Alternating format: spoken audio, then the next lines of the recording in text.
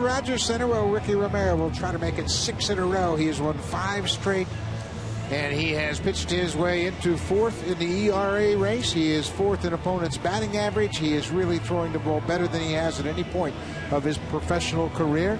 And he's got confidence now. As Pat mentioned earlier, he slows the game down, but it's all about his fastball command.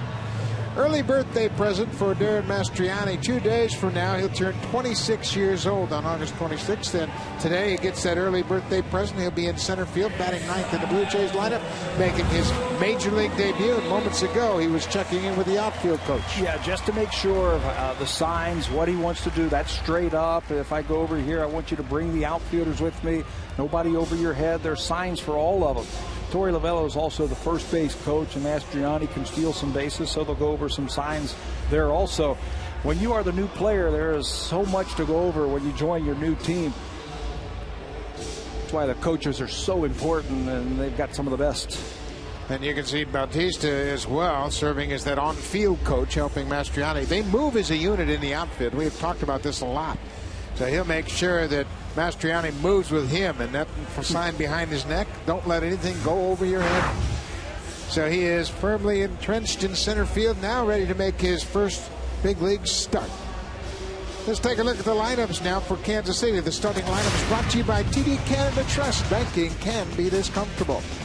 Kansas City had their hitting shoes on last night. They scored 6 runs on 16 hits. Alex Gordon, Melky Cabrera, Billy Butler top of the order. Eric Hosmer got it started with a home run in the 2nd inning. Jeff Francoeur had a 4-hit night. Johnny Giavotella, second baseman, can swing the bat. He's batting .281. Salvador Perez, Mike Moustakas, and Alcides Escobar round out the lineup. They are set to take on one of the hottest pitchers in baseball, Ricky Romero. As he shoots for his 6th consecutive victory. One of the best pitchers in baseball the past month. He will try to become the first Blue Jay pitcher to win 6 straight starts since A.J. Burnett did it back in 2008. He is hitting on all of his pitches with great control. Last time out, Romero handcuffed the A's as he shut out Oakland on just 3 hits with 6 strikeouts. Great numbers all the way around for Ricky Romero. Behind Ricky Romero, he's got a couple of Double-A outfielders behind him. They played together last year in New Hampshire. Eric Thames and Darren Mastriani in left and center. Jose Bautista in right. Up the middle is important with Ricky Romero. He throws a lot of ground balls. Escobar and McCoy for a second night starting in second. Brett Laurie, Adam Lind at the corners, and J.P. Arancibia gets the start tonight. Ricky Romero has induced 19 ground ball double plays, and he's got a new center fielder behind him in Darren Mastriani. And Ricky Romero hits the first batter of the ball game on the first pitch. Alex Gordon will take first base. Gordon's been trying to keep his front shoulder in there so he doesn't pull off of the ball. This time Romero's going to run one in. 11th time that he has hit a batter this year, and that's right on the elbow. Well, you get all fired up for that first batter of the game, and you end up hitting him, and before you know it, you're pitching out of the stretch. So the leadoff man's aboard. Alex Gordon had a rough night last night. He had 4 strikeouts. He was 1 for 5 with a single and 4 strikeouts. There's ball bunted in the air and foul by Melky Cabrera. Top of the order for Kansas City. They didn't really join the hit parade. Cabrera had a scratch infield hit in his final at bat, and he was very grateful for that. We saw his celebration at first. Happy that he was able to squeeze one through the right side. It was all Hosmer and Francoeur yesterday. They did most of the damage.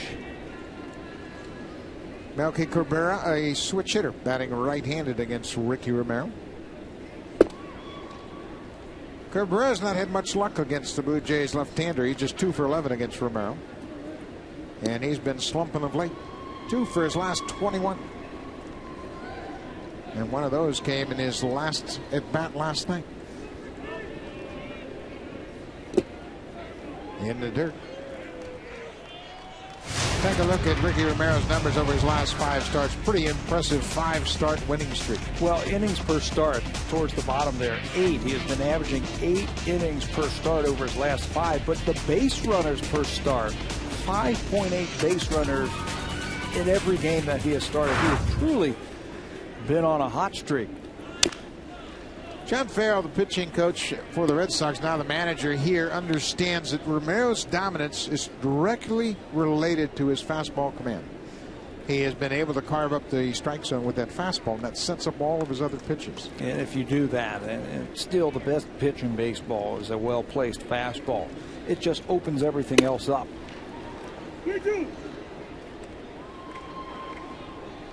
3-2. Laz Diaz wanting to make sure both dugouts are aware. Ricky Romero making his third start against Kansas City. Alex Gordon at first. There he goes. Cut on and miss. Aaron Sebia's throw to second is wide of the mark. Gordon gets his 14th steal. He was off on the pitch, and Aaron Sebia threw the ball to the shortstop side. So Gordon's at second base now with just one out. The scouting report is brought to you by Home Hardware. Homeowners helping homeowners. He's got the tools of the trade. He's got a full supply. The fastball, the cutter, curveball, changeup, lots of weapons that he can get you out with. He is slowing the game down a lot better now, and it helps him to stay competitive. John Farrell's going to talk with Laz Diaz about an interference call at home plate. Yeah, just making sure that Cabrera didn't interfere with Aaron Sebia's ability to make a throw. So Farrell came out. Laz Diaz went over and they discussed it. Here it is. It's a pitch on the inner half, and Cabrera's right there. I thought it could have been an interference call because he stepped across the plate, but Aaron Sebia didn't run into him. Yeah, didn't make any contact. Billy Butler takes a first pitch strike. Take another look at this play. Well, it's almost like he tries to avoid him here. Now, if he takes one more step and throws and hits him, they could call him out. Yeah, and that's another thing that catcher's trying to concentrate first and foremost on making the throw. Billy Butler late on that fastball. Butler had just one hit in last night's game, but it was a long one. He hit his 16th home run in the 5th inning. It came off Brandon Morrow with one out.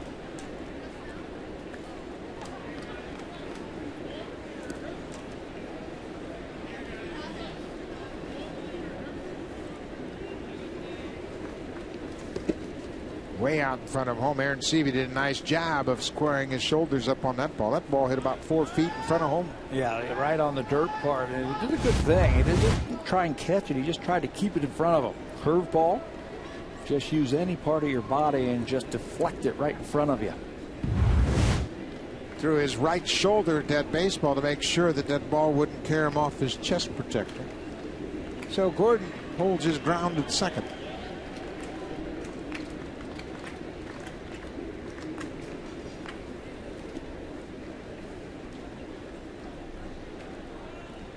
Ricky Romero this month has gone 4-0 with a 1.13 ERA. More impressive, a 0.97 opponent's batting average. That's for the month. To give you an idea, last year Ricky Romero had a good year, but in August he went 3-1 with a 4.07 ERA. He's knocked off 3 full runs off his ERA. I think it's safe to say that last year in August and September, Romero wore down. Just didn't have the fastball that we saw earlier in the year. We didn't see the command. No problems this year. He knows a little bit more about himself, about what it takes to be a starting pitcher in the big leagues. 1-2, 1 out. Foul back out of play. This is one thing Kansas City does very well.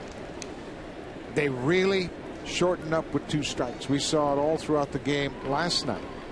But Kevin Seitzer, their hitting coach, has really ingrained it in their head. You got to protect that strike zone. Yeah, we had a little fun with Kevin before the game, you and I, when you were telling him, boy, they all look like you, Kevin, especially with 2 strikes, how they're able to shorten up and try not to strike out, just put the ball in play. Down and in. 2-2. When you have that type of approach where you wait just a little bit longer, you track the ball just a little bit longer, you start using the whole field, it's tough to strike out. How does their home ballpark, Kauffman Stadium, support Seitzer's approach? Because it's so big, the power alleys and the outfield, I think it really plays into that type of hitting. Butler works the count full. It really used to work when they had AstroTurf there. They moved the fences in a little bit. It's still a very big ballpark. So you don't worry about hitting home runs because it's so huge. Okay, Eric Hosmer is on deck. He was 3 for 5 in the game last night with a home run. Ball is driven toward the gap, and that's going to split the outfielders and bounce. Mastriani plays it on a hop, gets it back to the infield, but Alex Gordon comes in with the first run of the ball game. Billy Butler with 2 strikes goes the other way and drives home Gordon from second. You have to be able to hit the ball the other way in the big leagues with 2 strikes. Pitchers are just so good at keeping the ball away or pitching to your weaknesses. You have to be able to do this. And Butler, a .300 hitter in his career, puts one into the outfield for an RBI double.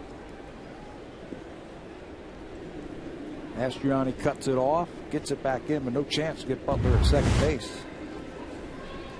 31st double of the season. Billy Butler has driven in 72. Hosmer goes after the first pitch. An easy play for Lynn. Butler moves over to third. 2 down. It was surprising Hosmer went after the first pitch after Billy Butler had worked the count full. But he hits a easy 2-hopper to first. Jeff Francoeur. Francoeur had a big night at the plate last night. Pair of doubles, pair of singles. He was 4 for 5.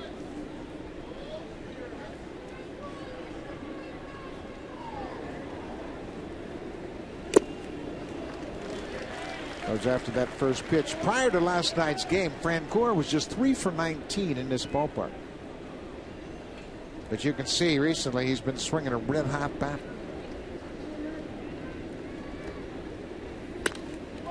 Romero's ahead, 0-2. Better power numbers for Francoeur. He was talking today about just having an opportunity to play on a regular basis with Kansas City. When they picked him up this winter, he has been out there every single day.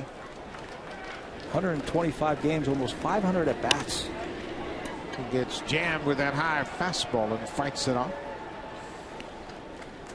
Francoeur last year split time between the Mets and the Texas Rangers. He went down to Texas and played 15 games at the end of the season at .340. Hit a couple of home runs and drove in 11 runs in just 53 at bats.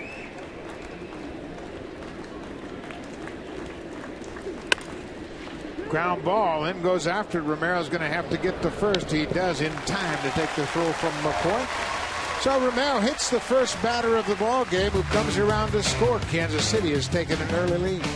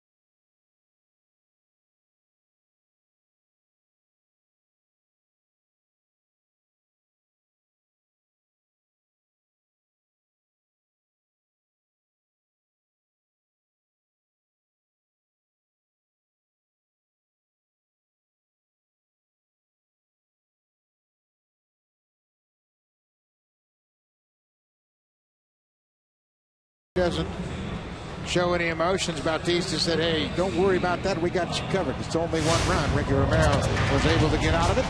Take a look at the Blue Jays lineup. It's been challenged offensively of late. Just 4 runs on 6 hits last night, and they have been having a tough time scoring runs. Mike McCoy leads off tonight. Escobar drops to the 2 spot. Jose Bautista, Adam Lynn, Edwin Encarnacion, middle of the order. Eric Thames down into the 6th spot in the lineup. Then Laurie, Aaron Sebia, and Darren Mastriani. Luke Kochaver with the first pitch, misses down and away. He'll be making his 27th start of the season. Will try to bounce back after 2 rough outings, giving up 9 earned runs over his last 2 starts. That covering 12 innings. He lost to Chicago and the Red Sox in his last 2 starts.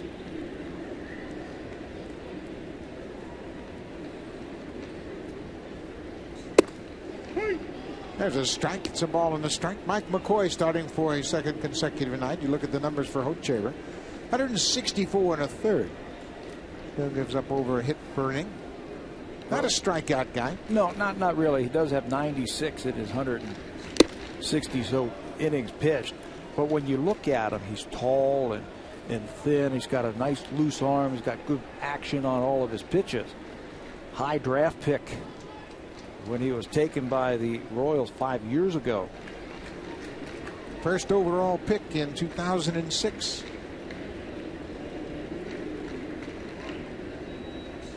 There's that hard slider down in the dirt, blocked by Perez. McCoy will be thrown out at first. First strikeout of the game for Hochevar. That's one of his tough pitches, the breaking ball that he'll use for the strikeout. Down and away, and Mike McCoy cannot hold up. Nice job by Perez to block that, keep it in front of him, and record the out over at first base. Hochevar, 27 years old now. He was previously drafted by the Dodgers. They couldn't work out a deal. He went back into the draft for a second time and improved his draft position to the point of being the first player picked in 06.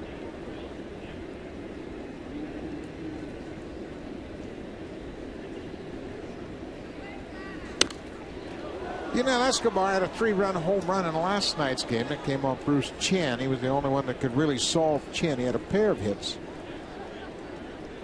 His 11th home run came in the 6th inning with 2 on. Bruce Chen was great. Yeah, different styles tonight. Chen used all of his pitching. He was talking after the game that those are the kind of games that don't come along very often where everything's working for you. But he was, you know, change up, breaking ball, sinker, slider. Doesn't throw very hard tonight, though. Hochevar's got a very good arm. Good slider, good sinking fastball.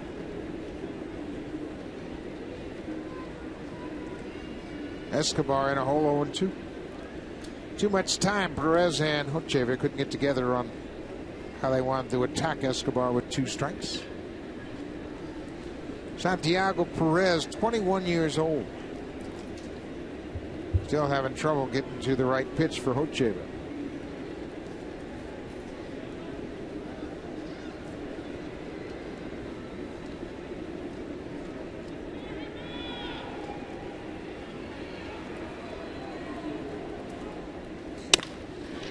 Bouncing ball. Gio Vitale at second. 2 quick outs here in the first. Let's take a look at the scouting report for Luke Hochevar. He's got the high-speed fastball. It's exploding 90 to 95 miles an hour with some heavy sink. He can also cut his fastball. He's got the late-breaking curveball. He can bury it down and away, put it on the ground, and pick up strikeouts that way. He's also got a little bit of a split change. He's 10 miles per hour slower. So he has all the ingredients to be a top of the rotation, I think, starter. He just hasn't been able to put it together. Jose Bautista with 2 outs. Takes a fastball for a strike. Numbers are good across the board for Bautista. His whip is 1.101. OPS and slugging, and he has been terrific. 315 average. You know, that's the thing that's impressive about Bautista. The numbers are still there. He'll probably drive in 100 runs, hit 40 home runs, but hit over 300.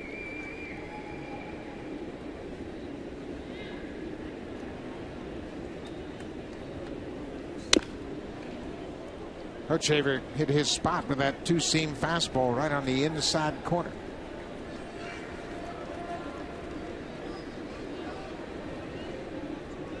He has made 4 starts in his career versus the Blue Jays. He's pitched them tough. When you watch pitchers like this and you see the action that they have on their pitches, hard to believe he has a losing record and an ERA approaching 5. And Bob McClure, the pitching coach, believes that Hochevar is only going to get better from here. He believes he's one of those guys that's going to gain more strength as he gets older. There's a breaking ball, and Bautista swings and misses. Hochevar strikes out a pair here in the first. Kansas City has taken a 1-0 lead against Ricky Romero.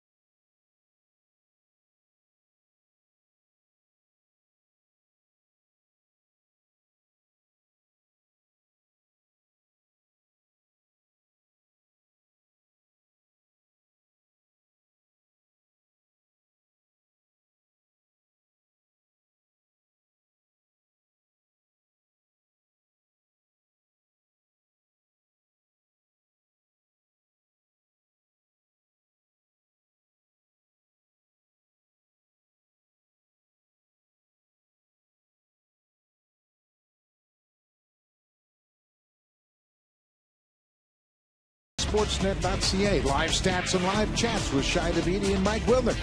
That's jayslive.sportsnet.ca. Follow all the action on your computer. And you're also tuned in to the television. Ricky Romero finds himself behind 1-0 here as he's set to start the second inning.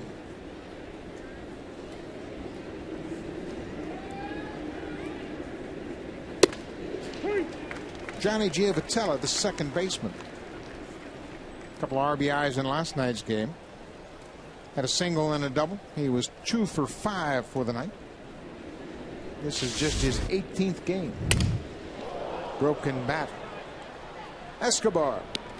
One down.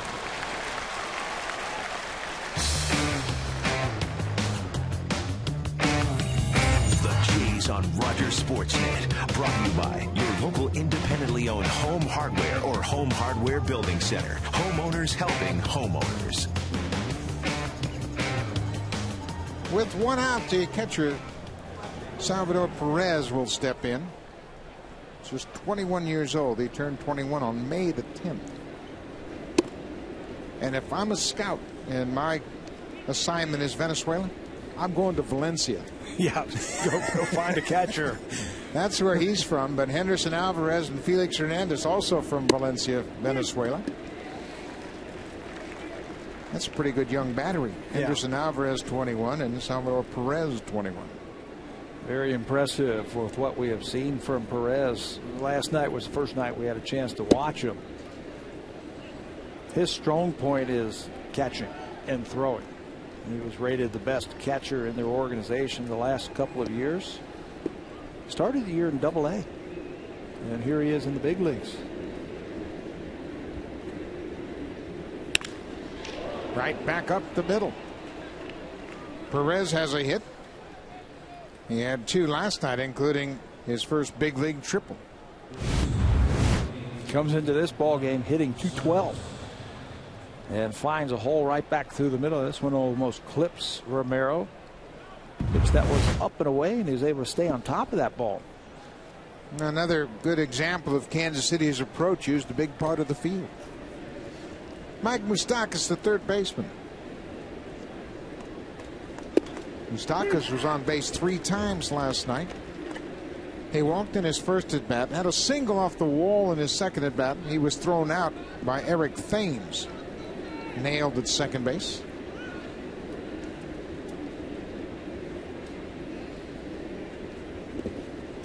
And Sebia blocks that breaking ball.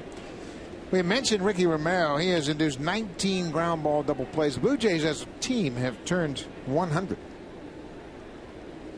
But Romero's up there among the leaders in ground ball double plays, and he's got a good tandem tonight. Yunel Escobar, Mike McCoy. Make a pitch, get it on the ground, and he has the weapons to do that. He's got a good sinking fastball. Of course, the changeup can induce the double play. He's also come up with a pretty good cutter this year. Pitch that he has been using it a lot, especially to the left-handers. Line drive into center. Mastriani plays it on a hop, and Moustakas has his first hit of the night. Perez stops at second. It's a team, the Kansas City Royals, they have had a lot of high draft picks the last few years, and they have used them on everyday players. This is another one, Mike Moustakas, who is getting his first taste of big league play, and he looks right at home. Sends that pitch right back through the middle. First and second. Kansas City up 1-0. Alcides Escobar, the shortstop. Escobar went 0 for 4 last night, hitting .248, and with the way he plays defense, he hits .250. They're going to be jumping through hoops. This is a team, the Kansas City Royals. They made 121 errors last year, by far the most in the American League. Much better this year, and a lot of it has to do with Escobar, the key player in the trade with the Milwaukee Brewers when they sent Zach Greinke to Milwaukee. Yuniesky Betancourt and Zach Greinke went to the Brewers. Lorenzo Cain, center fielder, and Escobar came to Kansas City. Two fine defenders.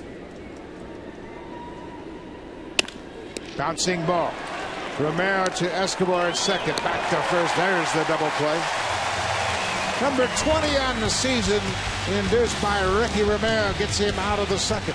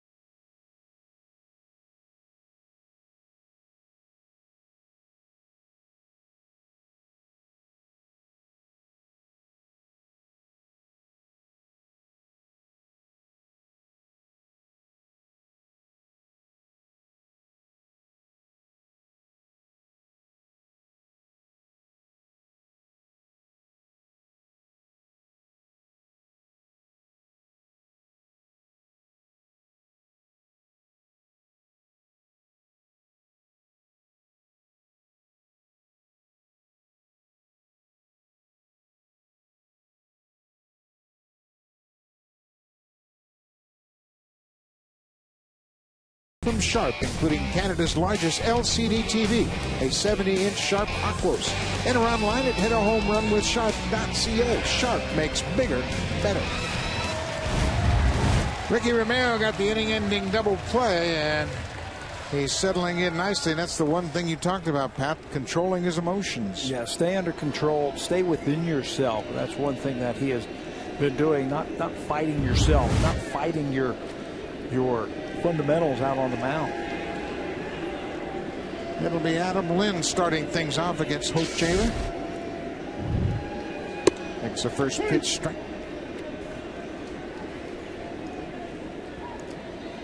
.100 games for Adam Lynn coming into tonight. Remember, he missed about 4 weeks with a back problem in May.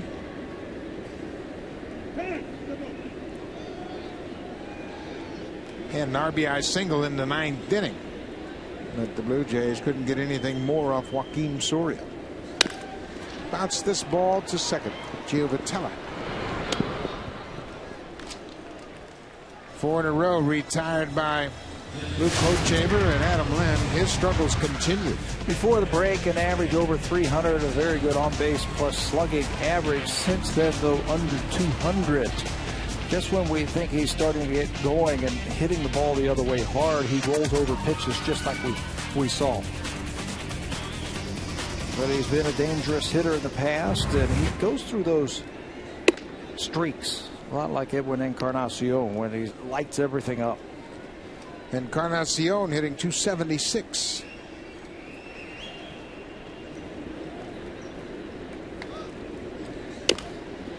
Where that fastball's got a lot of sink to it. Hochaver throws that two-seam fastball very effectively. As a hitter, it looks like it's coming in there straight, and it's tough to square it up. You see a lot of ground balls when he is on. Tonight, his fastball's got good movement to it. Ball on the strike. Just foul. Looked like a changeup that Encarnacion waited back on. You can see that Hochaver's upset with himself where that was, and he got away with a mistake. Changeup that was Edwin Encarnacion was just in front of. Those are the type of pitches that leave the ballpark. Left that one out over the plate a little bit as well. Perez had the target on the inside corner. Another good example of pitchers missing their spots, and at the end of the game say, well, I only made 1 or 2 mistakes all night long. Not the case. If your stuff is good and you've got that kind of movement, you can make mistakes like that. There's a ball driven to left field. Alex Gordon looks up and makes the catch right in front of the wall. That was a breaking ball that stayed up out over the plate, and Encarnacion may have hit it toward the end of the bat. Just didn't get all of it. We could tell here at the ballpark just by the sound. And this one just didn't have that solid sound. I think you're right. It was a little bit more off the end of the bat. That has been one problem for Luke Hochaver this year. He's given up 20 home runs. And he got away with another mistake. That was 3 straight pitches to Encarnacion that he got away with. 20 home runs when your home ballpark is Kauffman Stadium is a big number. Eric Thames drops down into the 6th spot in the lineup.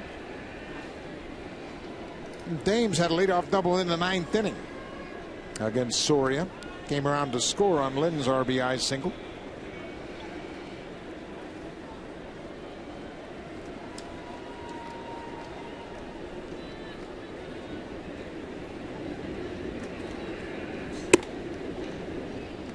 Scouting reports out. Boy, yeah, I was thinking the exact same thing. No secret what pitchers are trying to do to Eric Thames now.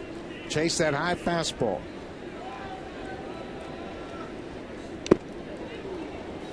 That check swing caught Perez right on the point of the shoulder.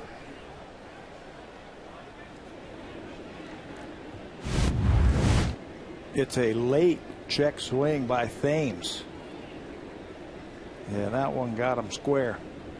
I don't care how much padding you have, when it hits you that flush, you're going to feel the impact.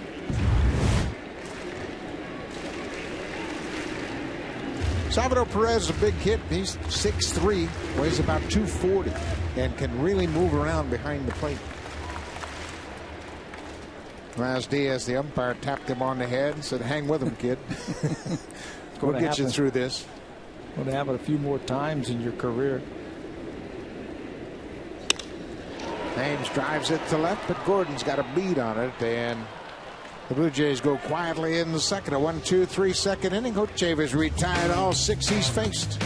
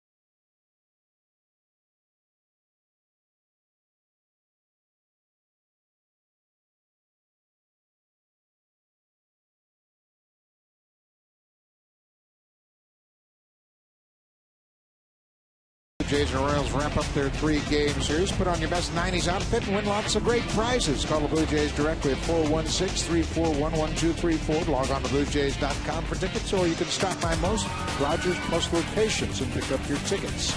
Pat Henkin was a big star in the 90s. Boy, a young-looking kid there, isn't he? Well, what an asset it is to have Pat Henkin on this coaching staff his first year, and he absolutely loves his role. He loves working with the kids and the veterans, passing along all his experience, and I don't know that there's anyone more enthusiastic about it than Pat Henkin. Yeah, he loves what he's doing, and he's got a wealth of knowledge. We spent some time with him last year, just before he was hired by the organization, just talking pitching, and knows a lot about it. And if the Blue Jays get any younger out in the bullpen, they're going to really need him. They got some young arms out there. Alex Gordon. Gordon was hit by the first pitch of the ball game and came around to score. Ricky Romero threw one up and in and cut Gordon right on that elbow. Romero's ahead 1-2.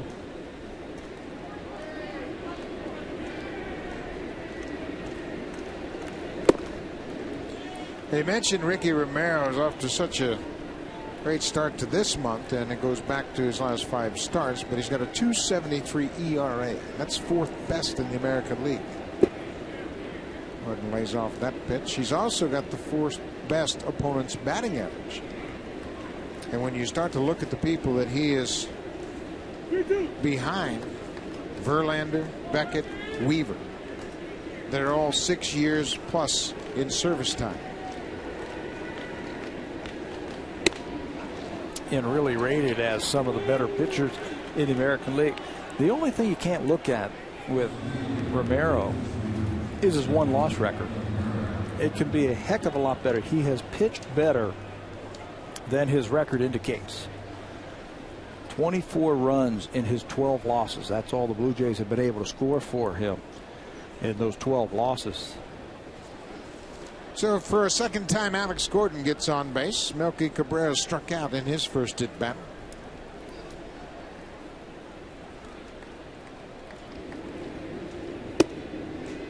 Up and away. The American League leader in wins is Justin Verlander with 19 for the Tigers. CC Sabathia has 17, and then it drops down to 14. Jared Weaver of the Angels. And then there's a host of pitchers with 13 wins, and then Romero in his 12. Blue Jays are 13-12 in his 25 starts. And again, it could be a lot better if they've been able to score him some runs. He's been matched up against some good pitchers this year. That's what happens when you are the opening day starter. Match up against all the other number 1s. Bounce to third. Laurie comes after it. Throws on the run. On the money. My, oh my. He makes it look easy. That ball took him into foul territory, and he didn't hesitate. A lot of times you'll holler, let it go, let it go. You have to make up your mind right away if you're the third baseman, and you say, okay, it's a ground ball to third, and he made the play. But that was a tough play. Watch the angle at how he has to catch the ball and then throw across his body. And you have to have some arm strength to be able to do that. This shot here will really show it. You see the angle? And now he's going to throw across his body all the way across the diamond to make the out. 21 years old. 1 out. Billy Butler fouls it off. The interesting thing, after the play, he made the play, threw to first base, and then he was thinking, I got to get back to third because the runner, Gordon, is at second. He might come over to third. Never hesitated. Yeah. He's in the game. He had the idea. Pitchers will usually cover third base there. Billy Butler drives this one to left. Thames is going to lay back on it. Gordon read it perfectly, and he'll come around to score easily. Billy Butler with his second RBI of the night. Ball hung up there a long time off the bat of Billy Butler. I think if Eric Thames wanted to do that one over, he'd make an attempt at this ball. First pitch or fastball over the middle of the plate, and it hangs up there for him. Thames cuts across and plays it on a bounce. Yeah, I think you're right. I think this ball stays up longer than Thames anticipates. If he comes after it instead of going parallel away from it, and I think he might have had a chance. Shot. Yeah. But that's part of learning to play the outfield. Learning hitters. Eric Hosmer, the cleanup hitter, shows bunt. He did this last night just because of where Laurie is playing. I'm well off the line at third. There's a lot of room down the third baseline. 2-0 Kansas City.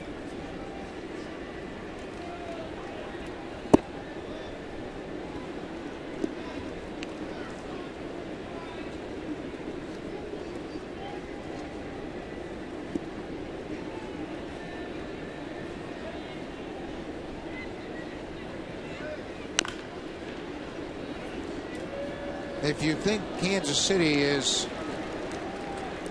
just a weak sister, they're a different team than we saw earlier in the season. Hosmer came up early on in May. Now they have Moustakas here. They've got guys all around the diamond that can swing the bats. And then the sprinkling of veterans like Billy Butler and Jeff Francoeur. Now they have Johnny Giovatella, who's an offensive player. They have all their young players here. They're young everyday players. And this is the group that they're going to live with. Popped into the center. Mastriani, the center fielder, makes the catch. Hosmer's retired. 2 down. It's like the Royals, since Dayton Ward took over a few years ago, they've made an emphasis of scouting younger players and going with their farm system. The same formula that Kansas City Royals used when they were an expansion team. I believe the Royals were the franchise that Pat Gillick patterned the early Blue Jays off of. The farm system of Kansas City was always renowned for developing players. And then the Blue Jays became that franchise under Pat Gillick. Athletes. That's what they were drafting. The Kansas City Royals back in the late 60s, early 70s.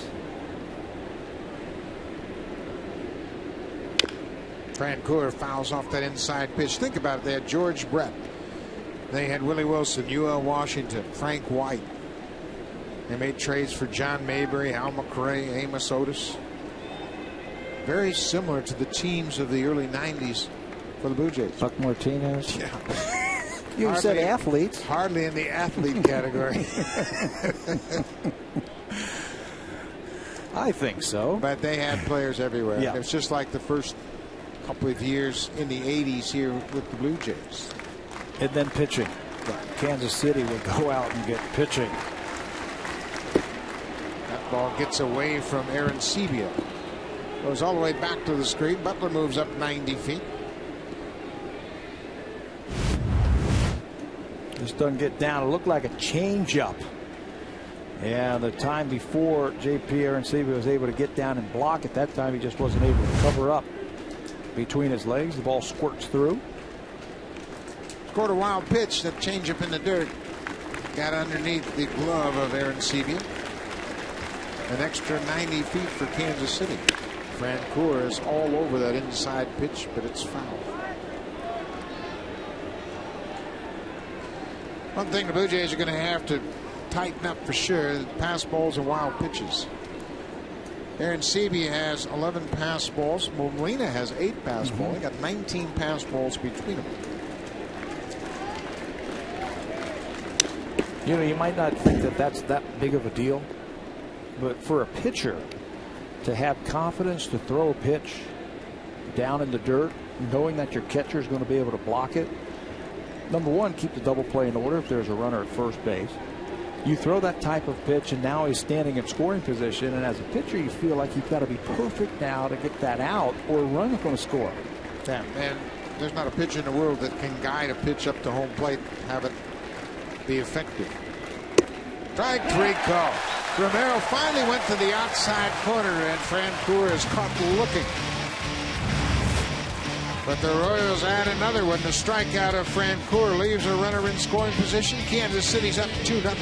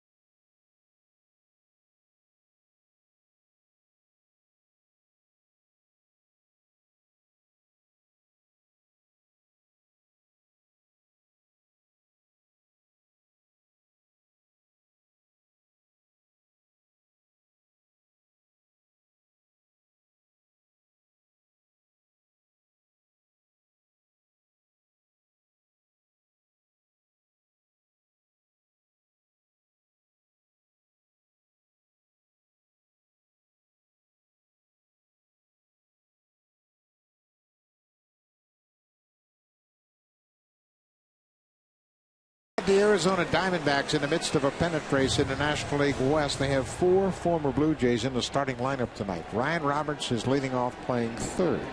Overbay's at first. Hill's at second. McDonald's at short. They got to be thinking it's a spring training game again. Blue Jays West playing the infield for the Diamondbacks. We wish them all the best. Certainly, John McDonald was thrilled about the opportunity to play in a pennant race. Didn't waste any time getting into the lineup. Brett Lawrie hooks it into the seats, foul.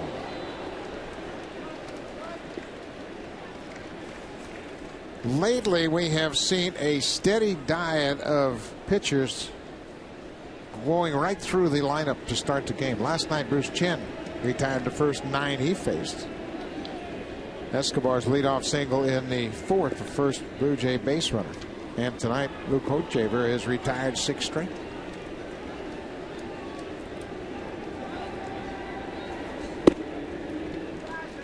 Hochevar's got a pretty good slider. Starts in the middle of the plate, breaks down and away very effectively. He's picked up a couple of strikeouts with it already. When I was looking at some of his numbers today, losing record. Ground ball to short. Escobar in time to get Lawrie. 7 straight. In an ERA of about 5. Surprised because where he was drafted, #1 overall 5 years ago, how he came up through the farm system. He's been up here for a couple of years now, and his stuff is very good. Yeah. Surprised that he's just 8-10. Well, it's just about command and consistency with Hochevar, and obviously he has the frame, the kind of body you like to see. Long body, long arms, good delivery. J.P. Arancibia, he knows Hochevar well. They played together at University of Tennessee. Arancibia was a freshman when Hochevar was the star pitcher for the Volunteers and pitched them into the College World Series.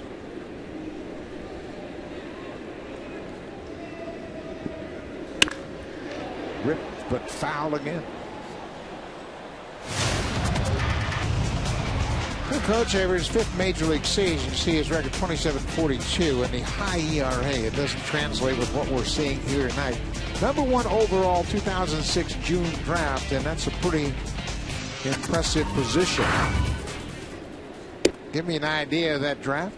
Evan Longoria was taken 3rd by Tampa Bay. Brandon Morrow 5th by Seattle. Andrew Miller 6th by the Tigers. Clayton Kershaw 7th by the Dodgers. Tim Lincecum 10th by the Giants. And Hochevar was picked over all of those. And to continue, Max Scherzer, Travis Snyder, Kyle Drabek, Ian Kennedy, Hank Conger of the Angels, Daniel Bard of the Red Sox. A lot of good players in that draft, and Hochevar was picked over all of them. Shows you the type of dominant stuff that he had while he was in college. He was also a teammate of Ricky Romero. Center fielder, #1, Jared Mastriani. Jared Mastriani just heard his name announced for the first time in a big league ball game. His numbers combined between AA and AAA, played 112 games, hit .266, and he had 28 steals when you combine the 2 stops. Arancibia at first. Mastriani didn't waste any time, goes after the first pitch and pops it into right. Francoeur makes the catch, 2 down. Mastriani will be 26 years old in 2 days. He was born in Mount Kisco, New York. Went to the University of Southern Illinois, same college that Dave Steve played at. So he's got that first major league at bat out of the way now. Think he was shaking? Sure. Nervous? Why not? I like the approach, though. After the walk to Arancibia, you know Hochevar is going to challenge him with a fastball. He was ready for it. He just missed it. He knows it, too.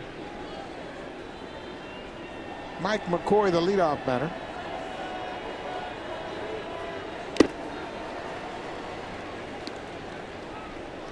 McCoy chased that one just off the plate. it looks like it's going to be hittable over the inner half of the plate, and then that two-seam movement takes it down and in.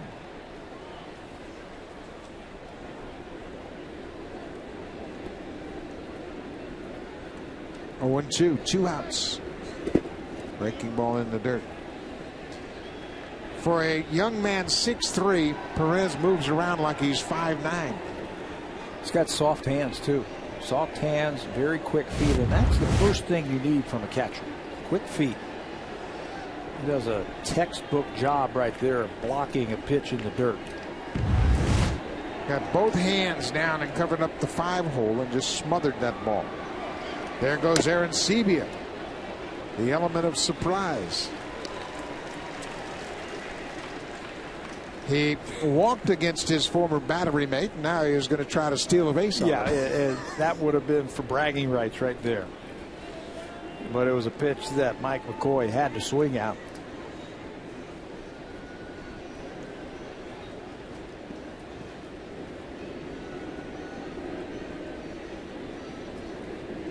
Bruce Walton listening in on that conversation between Bautista and Ricky Romero.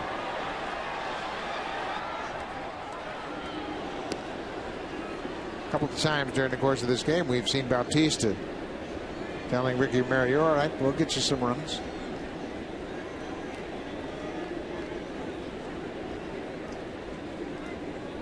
Bautista watches everything. How his pitcher's pitching to the opponents, how they're pitching to his lineup. He sees everything. John Farrell says he's the smartest ball player he's ever been around. Yeah, remember, he was the pitching coach in Boston when Mike Lowell was there. Jason Varitek over at the Red Sox. He said this guy blows him out of the water.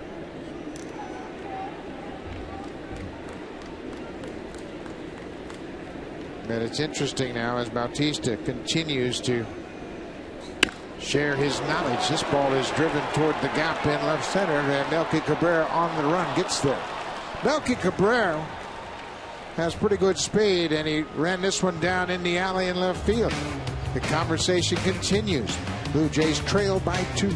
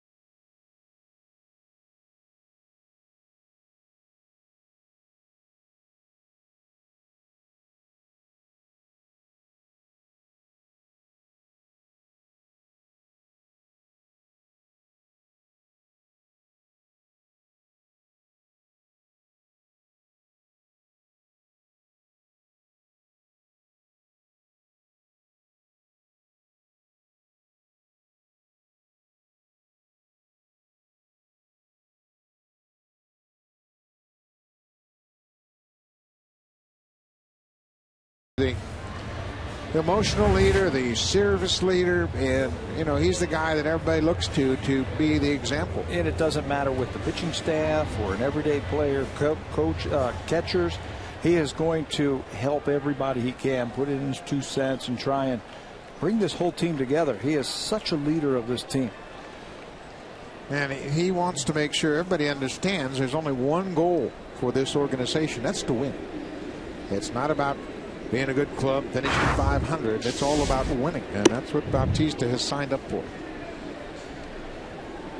If you're going to go young, excuse me, Buck, I think those are the kind of players that you have to surround young players with.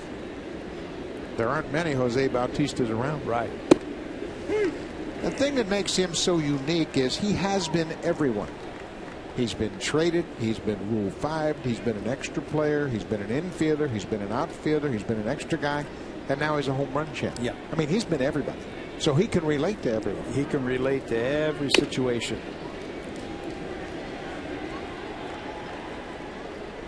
Again, he's directing the outfield, just reminding everybody where they should be. We're straight up right here, and don't give anything away. Into every pitch, every situation, always thinking. You know, it's not by accident that the numbers are there. Well, and if you think about it, Pat, he waited a long time for his opportunity. He sat and watched a lot of games, thinking about what he would do if he ever got a chance to play, what he would do if he ever became a regular, what kind of impact he would try to impart on the younger players. He had a lot of time to think about it.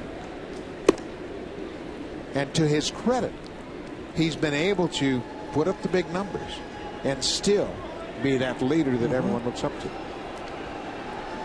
And he can relate to everybody. 2-2. Cut on and miss. Giovatello strikes out.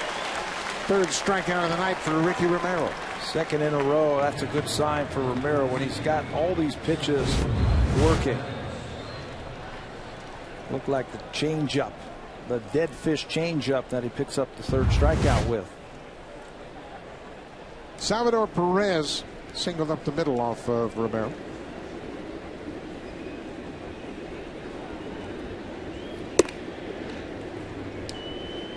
Kansas City signed Perez as a 16-year-old. No one else showed an awful lot of interest in him. They just kind of signed him and let him go off and play. And then the athleticism came to the surface. Ed Yost, a former catcher himself, kept hearing about Perez. He throws 184 to second, 185 to second. That's crazy. 184. Well, major league average is probably about 2.1. 2.1 seconds from the time the ball hits the catcher's glove until it gets to the infielder's glove at second. But Perez was constantly clocked at 1.84. Yost said, I don't believe it. Nobody throws that well that consistently. And the first time he got a chance to see Perez in person, he had the stopwatch out, and he put the stopwatch on him. He said 184. Wow, I could never run these stopwatches. Didn't believe it. But then he did it time and time again. And what did he do in his first big league game, Perez? He picked off two and almost picked off the cycle. He picked off a guy at first, picked off a guy at third, and just missed picking off a guy at second. You know, the last time I saw a catcher, a young catcher, come into the league with his type of reputation and this type of arm was Pudge Rodriguez. Saw that firsthand when he broke in with the Texas Rangers. 3-2, 1 out. Bounced foul, broke his bat. That's a good comparison. Certainly when Pudge joined the Rangers, he changed the way other teams played immediately because he could throw so well. Took him a while to figure it out with the bat. It'll probably be the same for Perez. But his reputation has preceded him. Yeah, you can't be afraid to throw the ball around. And being a young player, again, just 21 years old, he doesn't seem like he's afraid to let it go.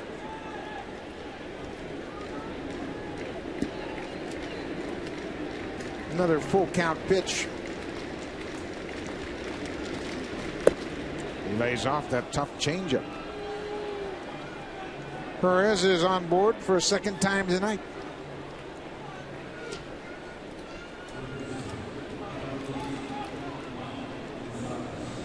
Ricky Romero has walked two, and he also hit a batter.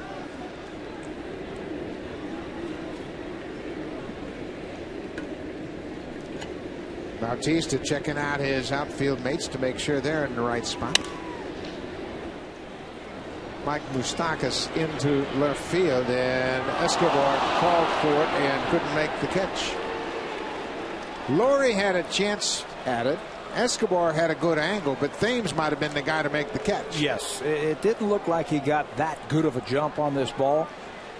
Didn't pick it up right away, but then when he did, It's always easier when the outfielder is coming in towards the ball.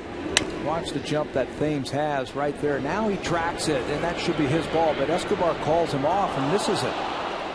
A lot easier play for the outfielder to come in and make that play. He gives up on it. Remember, from a left-handed batter, that ball is slicing away from the infielder, and he's got a long way to go. Yeah, on that ball, Thames has to call for it over and over and over again to call the infielders off. It's a much easier play for him than it is for the shortstop or the third baseman. Ground ball up the middle. Escobar goes to the bag, fires the first double play. That pop-up that fell for a base hit becomes academic. The Blue Jays turn 2 for a second time, and Escobar takes charge. Gloves it behind second, goes to the bag, and uses that rifle arm for the double play.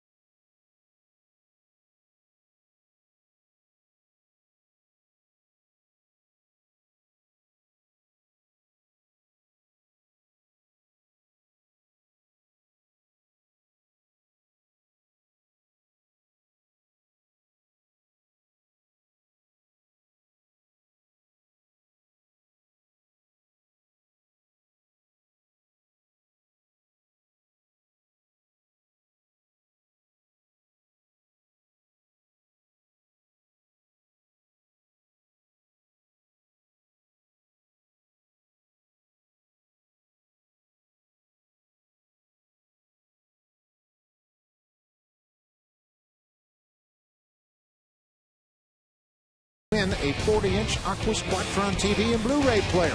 To enter, visit hitahomerunwithsharp.ca. Sharp Aquos makes bigger, better. Blue Jays got some home run hitters coming to the plate. Escobar, Bautista, and Lynn. Still trying to figure out Luke Hochevar. Looking for their first hit. J.P. Arencibia is the only batter to reach base. He had a one-out walk in the third.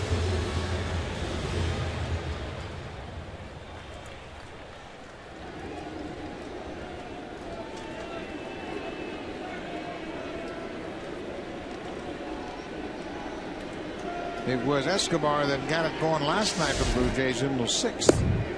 Hit the 3-run home run off Bruce Chen. He had 2 hits in 4 at-bats last night. His first hit of the game snapped an 0 for 17. I'm sure he's happy just to be home. For some reason, he just hits much better in this ballpark. We have heard over the years that there are many visiting players that love to come into this ballpark. You know you're going to play every night, first and foremost. Ouch, that clipped him on the elbow. Escobar had some words to say to Hochevar. And he's telling Elias Diaz, I'm okay. And Diaz said, you know, just go to first and let's play some baseball.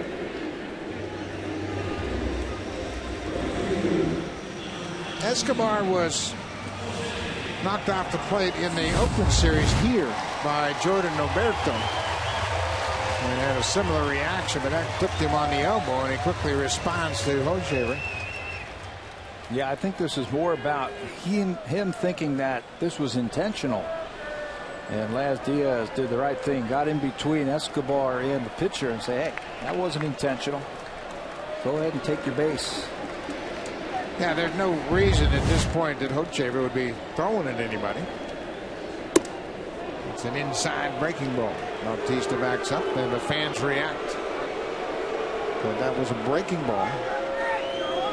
Bautista struck out on a slider his first time up. Escobar is at first.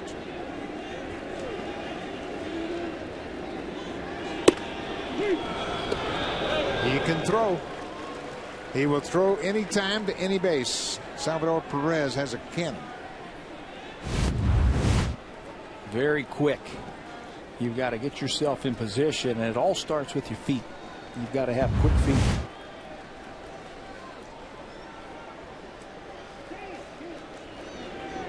Right there, Perez wanted to start over again. He wasn't quite sure that Hochevar had the right sign. Maybe he didn't have the right sign. They go through a series of signs like there's a runner at second base for every batter. Long drive left field. You can forget about this one. Jose Bautista, number 37.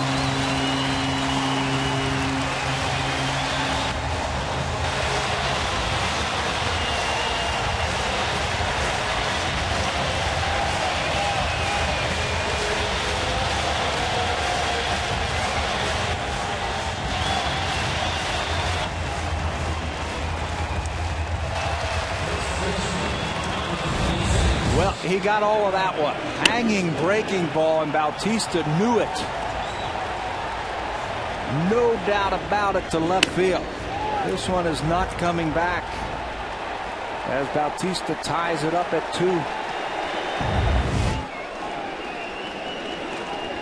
2. Struck out on a breaking ball his first at bat. Hochevar left one out over the plate, and Bautista hammered it.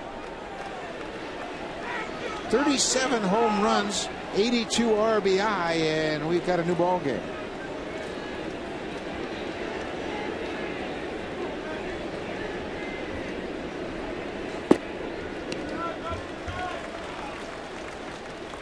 Escobar still hot about getting hit. Yeah, he is. He thought there was some intent behind it.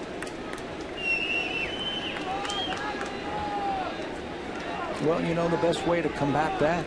Get on first base and trot around after a home run.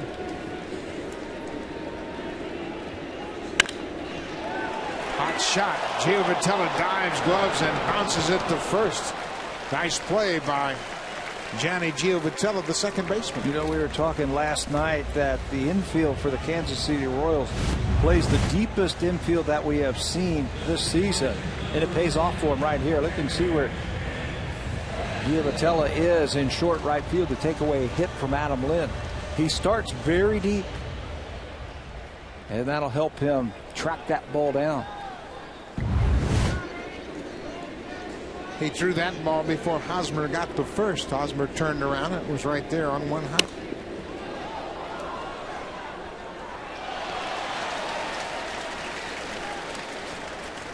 Two-two ball game. Jose Bautista with his 37th of the season.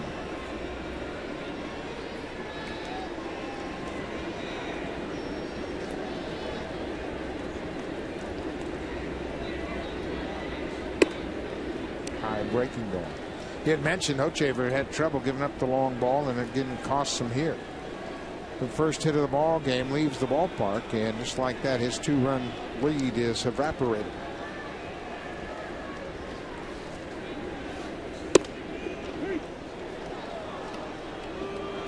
He has now surrendered 21 home runs. That leads the Royals. And Escobar was hit by a pitch to set the table for Bautista.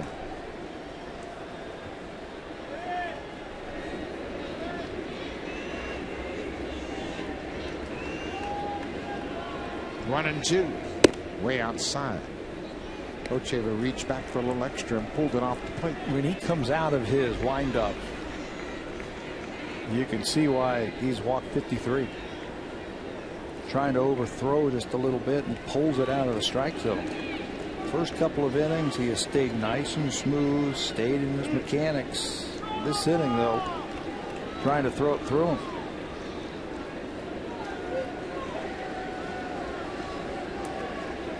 Bob McClure, the pitching coach, keeps a close eye on Hochevar. Ground ball up the middle, let it sneak through into center. A base hit for Encarnacion. Thanks to that Toronto home run by Jose Bautista, Sharp has awarded one lucky winner a 40-inch Aquos Quattron TV and Blu-ray player. Sharp Aquos makes bigger better. To see if you've won, visit hitahomerunwithsharp.ca.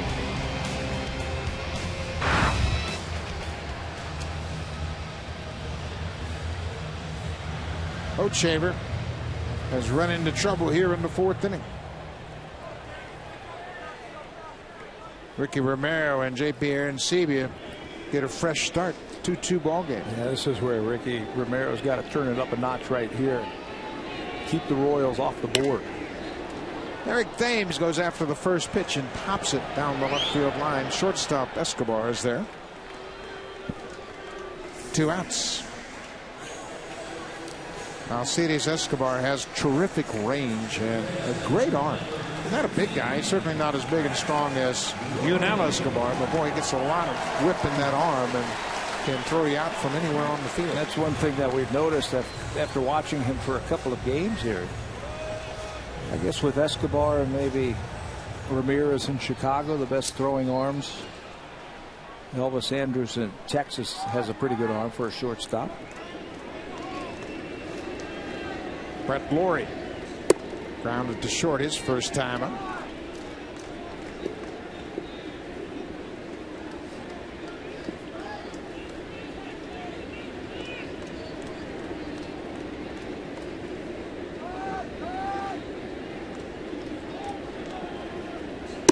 Outside again.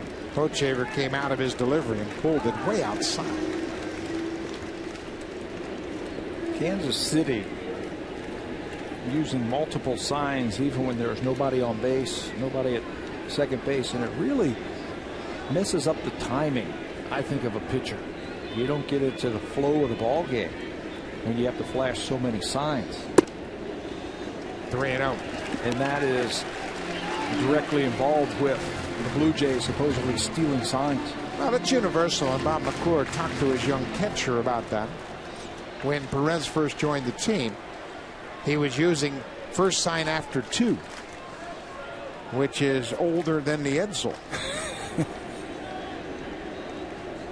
There's a strike. And universally, everybody, that's the first thing you look at. Okay, 2, and then the next pitch, that's the sign, so you can figure those out in the heartbeat. But McClure took Perez under his wing and said, I'm going to give you a whole set of signs to use the outside indicator and all of them. And McClure said, you know that people steal signs. And I said, yeah, Bob, I understand that. Bob and I were teammates in Milwaukee. And they were one of the best at stealing signs. You see Perez go through a whole lot of signs, even with a runner just at first base. 3-1, 2 outs. Took something off, and Laurie was out in front. Now Perez comes out in front to remind his infield defense it's a full count, 2 outs. The play will be at first. Encarnacion will be off on the pitch.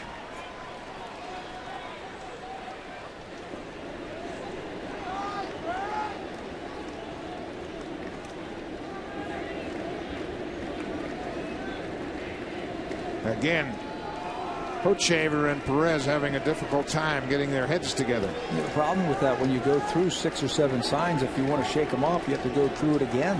There goes Encarnacion. The ball is popped out of play.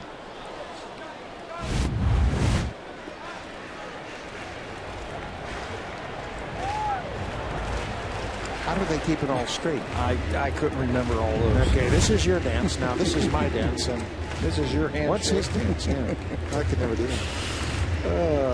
Well, hopefully he can hit a home run tonight. If he can do that, then we'll see how they do it. Yeah. 2-2 ball game. 3-2 count. 2 outs. Encarnacion at first.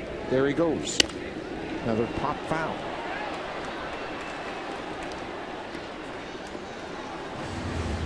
Laurie's average is down to 305. A little bit of a rough spot here at the plate.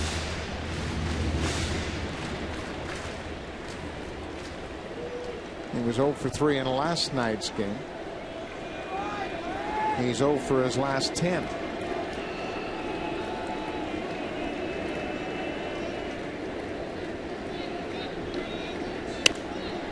Pop back again. He got to be a little bit frustrated he missed that pitch. That was a spinning breaking ball right out over the plate. He had committed. Watch him commit towards the pitcher. And that threw the timing off just a little bit. If he stays back for just a hair longer, he'll see that ball in the head of the bat will come through. Driven toward the gap, and nobody's going to get this one. Encarnacion around second. He's headed for third. All the way to the wall. Laurie on his way to third base, and the throw will not be made. Brett Laurie with his second triple has given the Blue Jays the lead. He's got 19 hits now as a big leaguer. Does Brett Laurie, 9 of them are for extra bases. He kept fouling off, gets a ball that he likes, and he smokes it. And he knows that this is 3. He runs hard on everything. Look at him shift into another gear as he heads towards second in the dive in a 3-bagger. 3 runs in the inning. Bautista's 2-run homer. Laurie's 2-out RBI triple. J.P. Arancibia walked his last time up. Goes after the first pitch.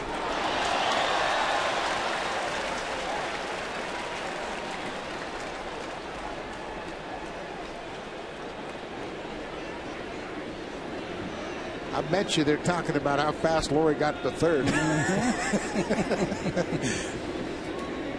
0-1. He does have a second gear, Brett Laurie, when he is thinking going first to third or trying to stretch a ball into a triple.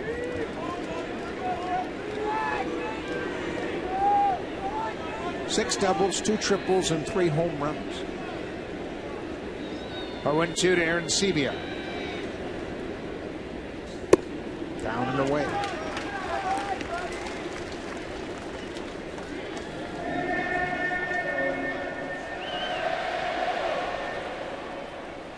Brett Laurie with that triple snapped it 0 for 10. More importantly, he's given his club the lead. He now has 11 RBI.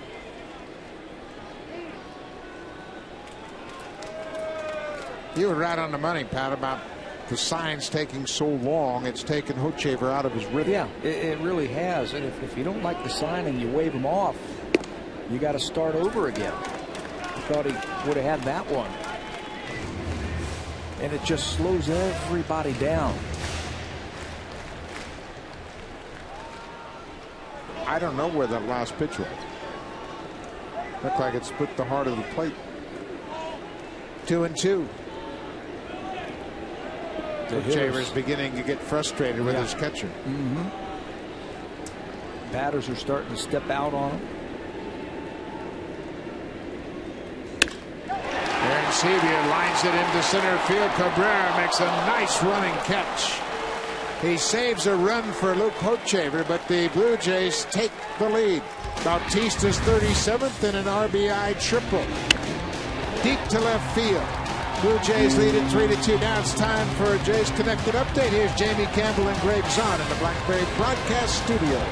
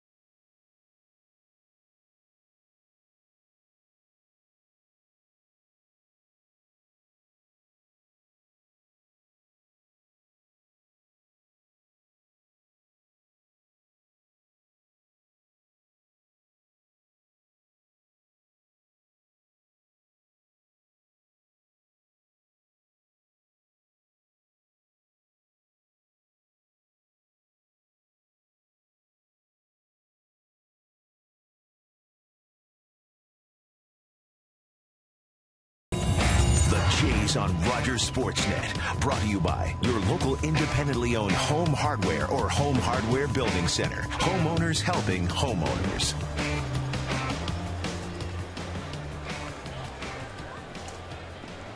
Brett Lawrie has given the Blue Jays the 3-2 lead. His 2-out, 2-strike triple to the gap in left center. Drives home Edwin Encarnacion. Jose Bautista, his 37th home run. Started the 4th inning. Ricky Romero has been given the lead. Top of the order, Alex Gordon has been on base twice. He was hit by a pitch and walked. And both times he has come around to score. Throwing a stolen base tonight for Gordon also. He's doing his job as a leadoff hitter. 370 on base percentage. A cut fastball down and away.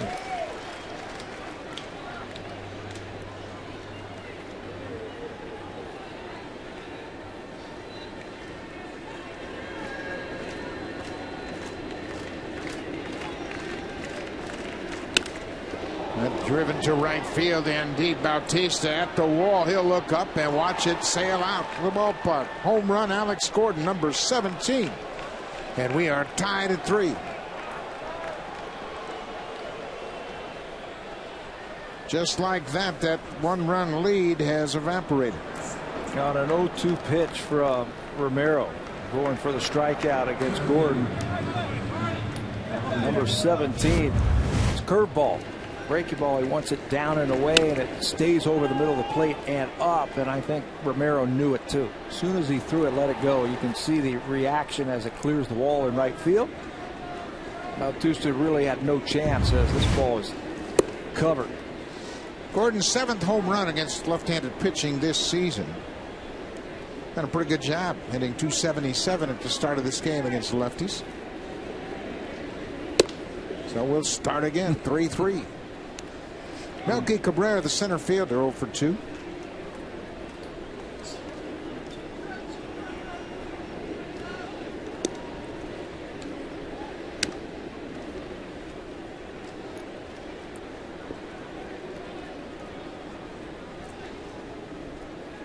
This is the kind of game for Ricky Romero when you don't have your best stuff. Certainly not the stuff that we have seen over his last 5 starts. But you have to find a way to win the game. Ground ball to second. Cabrera's retired, first out of the 5th. Well, Romero's shown a pretty good ability to do that, and he's got so many different weapons that if one thing's not working, he can lean on another. But you're right, he's a little bit up in the zone, and obviously he was so good over those previous 5 starts that that's a tough standard to maintain. When you have the combination of stuff and the ability to throw it for strikes, that's when you have those type of games. He doesn't have that tonight.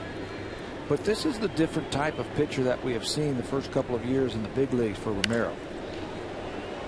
Kenny Butler pops up the first pitch. Mike McCoy, the second baseman,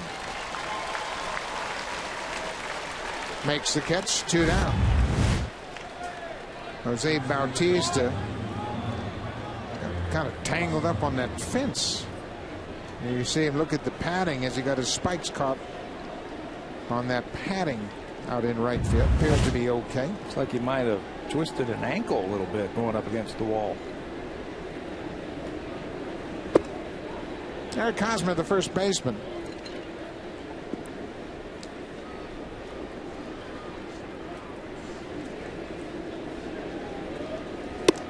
There's a strike ball on the strike.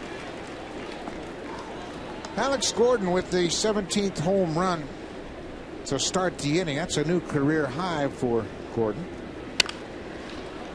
Ball is popped up high down the left field line. Brett Lawrie gives it a look, but it's back out of play. Gordon had 16 home runs in 2008. His second year in the big leagues. He had a 15 home run season his first year. So he has set a new career high with 17 homers. If they ever find a leadoff hitter, like a true leadoff hitter, he'll be hitting down in the lineup where those home runs will drive in more runs. Right back over the mound into center. Hosmer has his first hit. Boy, he is a good looking hitter.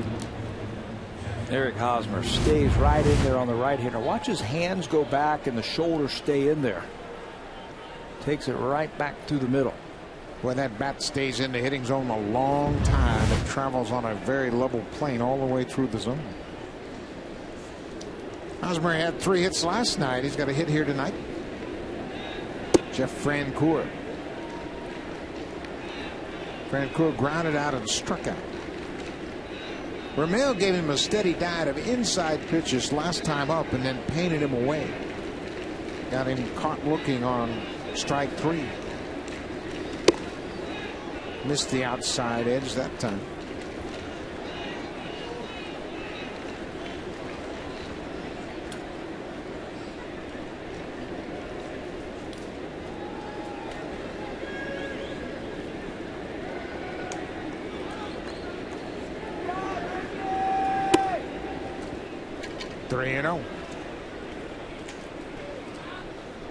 Romero had been so good and so consistent over those last 5 starts. This is a little bit of an oddity, and he has raised the bar so high. Right now he's in a tie game. Just has to figure out a way to get through it. We had that one board that we were talking about and showing what he has done over his last 5 starts. 5.8 base runners per start. Another base hit right back up the middle. Hosmer will stop at second. Gets the green light. 5.8 base runners, averaging about 8 innings per start. Now tonight they have had 11 base runners through 4 2/3 innings against Romero. They give Francoeur the green light, and he hits singles right back through the middle. Now that's good use of that 3-0 green light, because he didn't try to knock it out of the ballpark. He just stayed on it. Actually hit a pretty good pitch. Took it right back up the middle. John Farrell checking that lineup, just seeing where he's at and how he can turn things around. We're in the 5th inning. And Kansas City has been on Ricky Romero. Giovitella lines to the second baseman. Mike McCoy makes the catch, and Kansas City strands a pair. But the leadoff home run by Alex Gordon has tied this game at 3-0.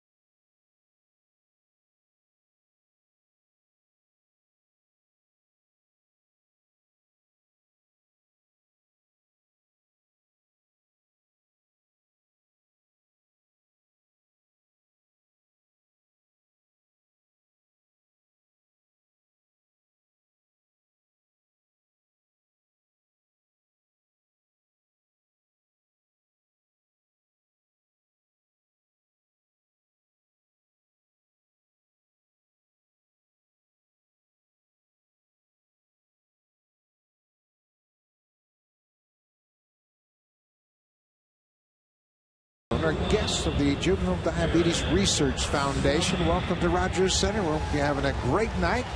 And so far, we got a lot of scoring. 6 runs on 11 hits already in this ball game, and 2 home runs. Ricky Romero showing a little emotion after giving up that home run on an 0-2 pitch. Probably concerned about that and disappointed. He had Gordon in a hole right where he wanted him, and then threw him a looping curveball. Yeah, and his team had just taken the lead.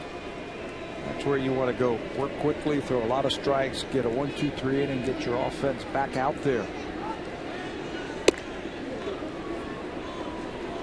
Wally Bell down at first said that Mastriani went too far. 0-2.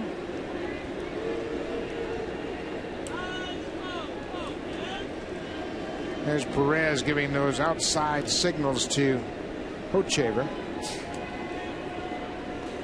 Curveball.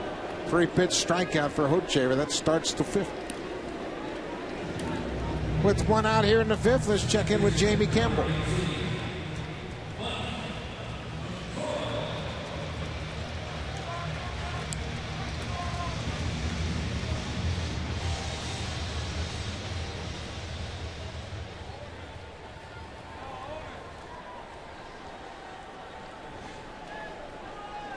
And when was it that Derek Jeter was supposed to slow down? Yeah. He's taken off after he got that 3,000th hit. Boy, he's had a terrific season. Got that 3,000 hit, got that out of the way. Jeter hitting .299 for the season now. I think I saw about 370 since he got this 3,000th hit. The burden of passing that great plateau, the milestone of 3,000 hits, certainly has relaxed him. He's 2 for 2 tonight, driven in the only run of the game for the Yankees in that 1-1 game.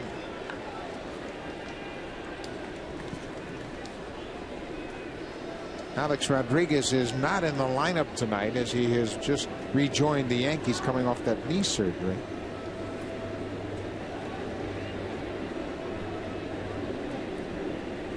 Mike McCoy. Again, Perez and Hochevar taking a long time to get their signals straight. You see now Perez is going just to the outside signs. That suggests to me that maybe Hochevar can't read his fingers. You can see the shadows between his legs, how dark it is in between his legs. Now he's going down to the finger indicators. He's painted his fingernails so they could see him.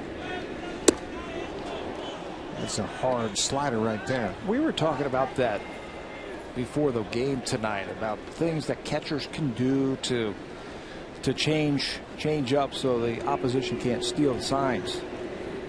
They change it every inning. You go to the outside, you go to your regular signs. There's everything you can do. And right now they're not on the same page. That's the only problem with that, is it just slows everything down and keeps your pitcher from working quickly. Well, that two-seamer right on the outside corner. Hochevar back-to-back strikeouts here in the 5th. The shortstop, number 5, Yunel Escobar. Last time up in the 4th inning, Escobar was hit by the pitch and had some words for Hochevar. And then that set up the Bautista 2-run homer. Bautista would homer right after Escobar was hit by the pitch.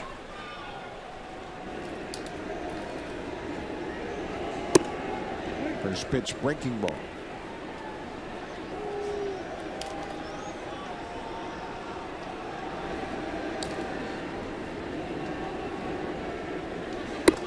There's another quick pitch. It's something Kansas City does routinely. And Hochevar, it's nothing illegal. He has towed the rubber. He's getting a sign. Watch how quickly he goes in that abbreviated windup. And it's just to throw the rhythm off of the hitter. Escobar doesn't like that one either. Here comes John Farrell to talk about it. Farrell wants to make sure that Escobar stays in the game. Blue Jays are still playing shorthanded. They only have 3 players on the bench: Geraldo Tien, 2 lefties, and Jose Molina. So they don't have many options. Kelly Johnson still has not joined the Blue Jays. Good slider. Back to that quick pitch. All it's supposed to do is just put something in the mind of the hitter. Have him react to it and swing, instead of you seeing the regular type of windup. Hitters will flinch when that happens. When they see a fastball, you quick pitch and throw a fastball right down the middle. Breaking ball. Moustakas bobbles it. Safe at first. Moustakas bobbled one last night, but he was able to throw out the runner tonight. It cost him. That keeps the inning alive, and that'll get Bautista to the plate again. Yeah, trouble transferring the ball from the glove to the hand. Catches the ball on the run, and you see him go in. He wears a big glove at third base. It almost looks like an outfielder's glove. Infielders like to have shorter gloves, but Moustakas' glove is huge. This is the example of the quick pitch. You see on the right how much different the timing is. On the left, it was a very deliberate windup and everything was on time. And hitters get rushed with that quick pitch approach. Bautista goes after a sinking fastball. All you do with that is you quick pitch and you throw a fastball down the middle. Try and get the hitter to flinch a little bit and just react and swing.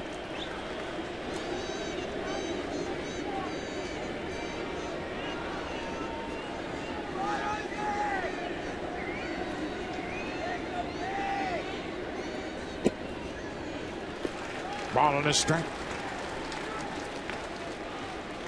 Escobar was given a base hit for that little bobble at third base on the swinging bunt. So he picks up a base hit.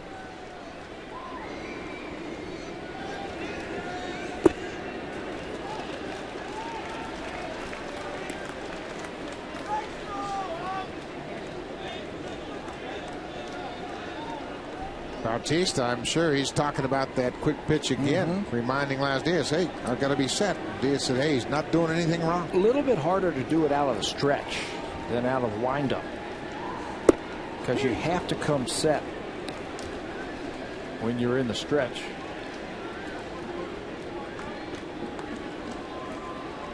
The only quick pitch you can incorporate out of the stretch is a slide step. It'll disrupt the timing a bit. Upstairs. Full count, 2 outs. Take a look. The quick pitch is on the right in this example. And watch the difference of the timing. Watch the one on the right. This is a quick pitch. And watch what Thames does, the hitter. Oh, that's a fastball. I can hit that, and you just kind of react to it. It surprises you. He ended up hitting the ball hard, but it was an out. 3-2, 2 outs. Bautista pops it up on the infield. Hosmer, the first baseman, makes the catch. The Blue Jays strand a base runner. Hochevar gets out of the 5th. We have played 5 complete here at Rogers Center. It's a 3-3 game.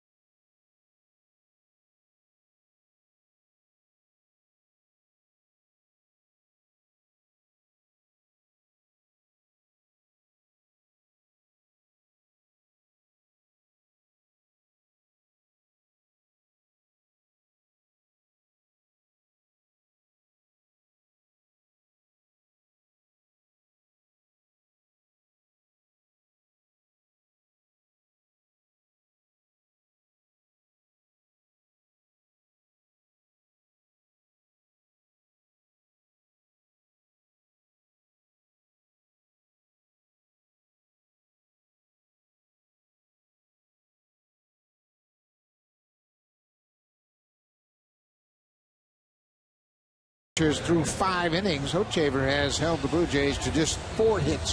One of those 4 hits was a Bautista 2-run home run. Ricky Romero, on the other hand, has given up 8 to Kansas City. 8 hits. He's also left 6 runners on base through 5 innings. He's had a couple of walks.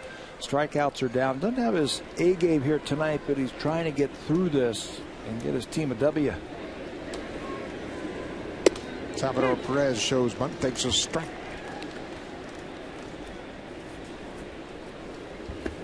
Perez has been on base twice, single and a walk. It's jammed on that pitch. Mike McCoy retreats quickly and makes the catch. 1 out here in the 6th. Mike McCoy making his 2nd consecutive start at second base. His 11th start of the season at second. Aaron Hill was traded along with John McDonald. Kelly Johnson is expected to join the team tomorrow. He was in Washington with the Diamondbacks, had to fly back to Arizona to take care of some business, including picking up his passport. You don't need one if you're in the National League.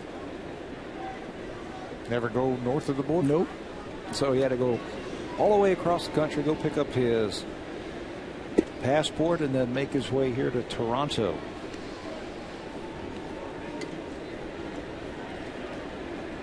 Yunel Escobar and Kelly Johnson were double play combination for the Atlanta Braves. Moustakas, hey, what, he's swinging the bat. He had 2 hits in last night's game. He has 2 more hits tonight. Kansas City's done a terrific job of drafting and developing position players. They haven't had the same success with their pitching, especially the starting pitching. It's an area where they will try to concentrate and continue to improve the depth of their starting pitching.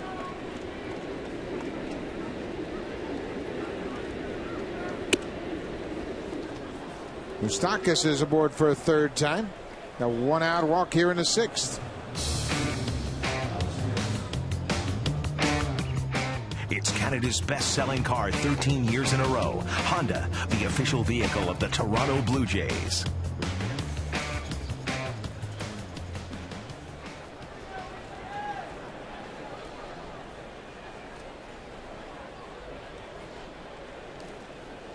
Now, Alcides Escobar has hit into 2 double plays here tonight. He grounded back to Ricky Romero in the 2nd and hit a ground ball to the shortstop.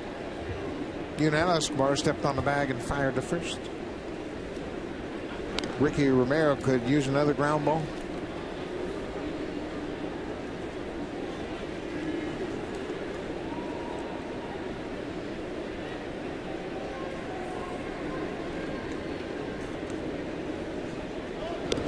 Snap throw with Romero stepping off the rubber.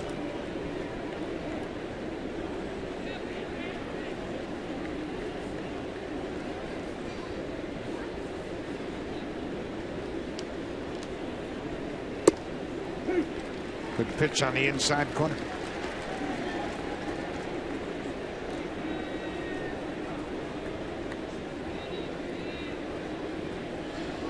Top of the 6th inning. Alcides Escobar in his first season in Kansas City. Upstairs.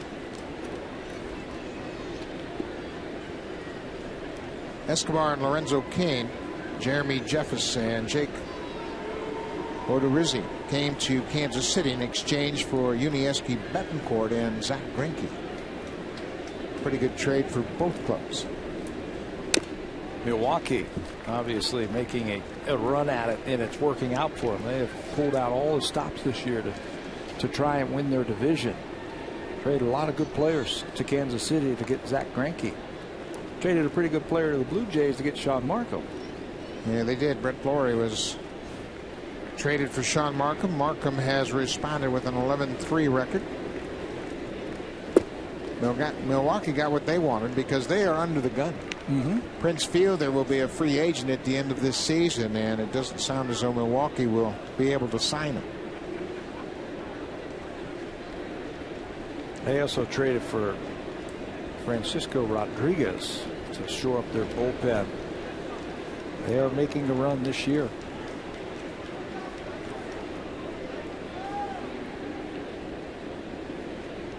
John Markham took the loss this afternoon. Pittsburgh beat them 2-0. There's a drive to center. Mastriani has a beat on it, makes the catch. Escobar's retired.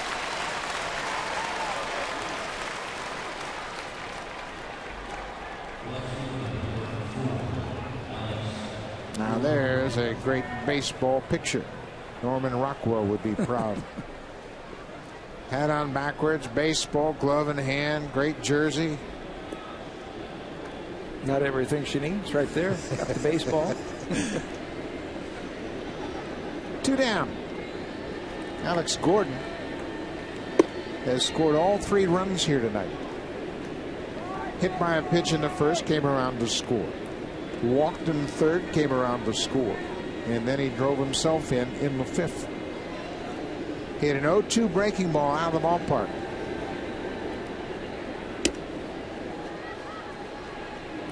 That home run in the fifth set a new career high for the Royals left fielder. 17 home runs.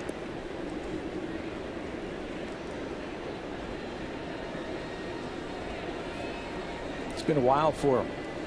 When he came up here, he didn't spend a whole lot of time in the minor leagues. Very high draft pick. I think he was number 2 overall by Kansas City. And he got here quickly, and it's taken him a few years to figure out the major league game. He was taken in that 2005 draft, the same draft as Ricky Romero, and you're right, he was the 2nd pick overall. Came out of University of Nebraska. Certainly University of Nebraska more well known for its football than its baseball, but Jabba Chamberlain and Alex Gordon came out in back-to-back years. Jesse Litch starting to heat it up down in the bullpen.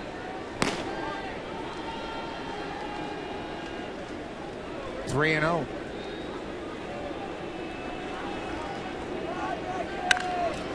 Another green light, 3 and 0, and Gordon just missed. Pulled that ball outside the bag at first. Jeff Francoeur had a green light base hit in the fifth. See, I love that, especially with young players. Manager gives them the green light, confidence that they can pick out a strike and hit it hard. That just knows he's got to be patient with these young players, but you want to give them some brains as well. And Gordon takes a walk. He's been on base 4 straight times tonight.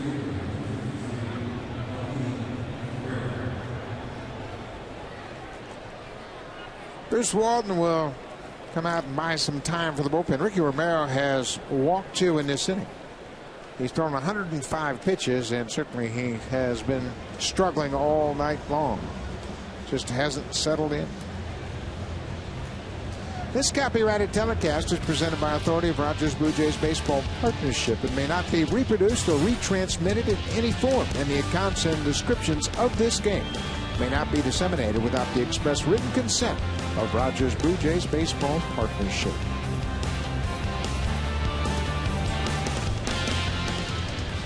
So Blas Diaz has made his way to the mound to break up this meeting.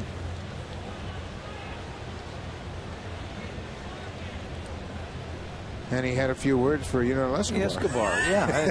That's strange, isn't it? How did that come about?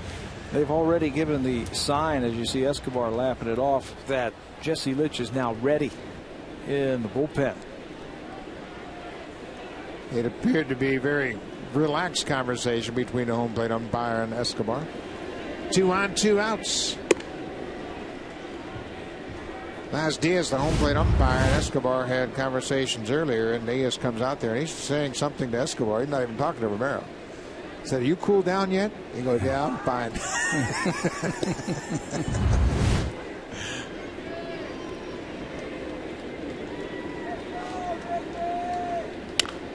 Off speed pitch, pulled foul.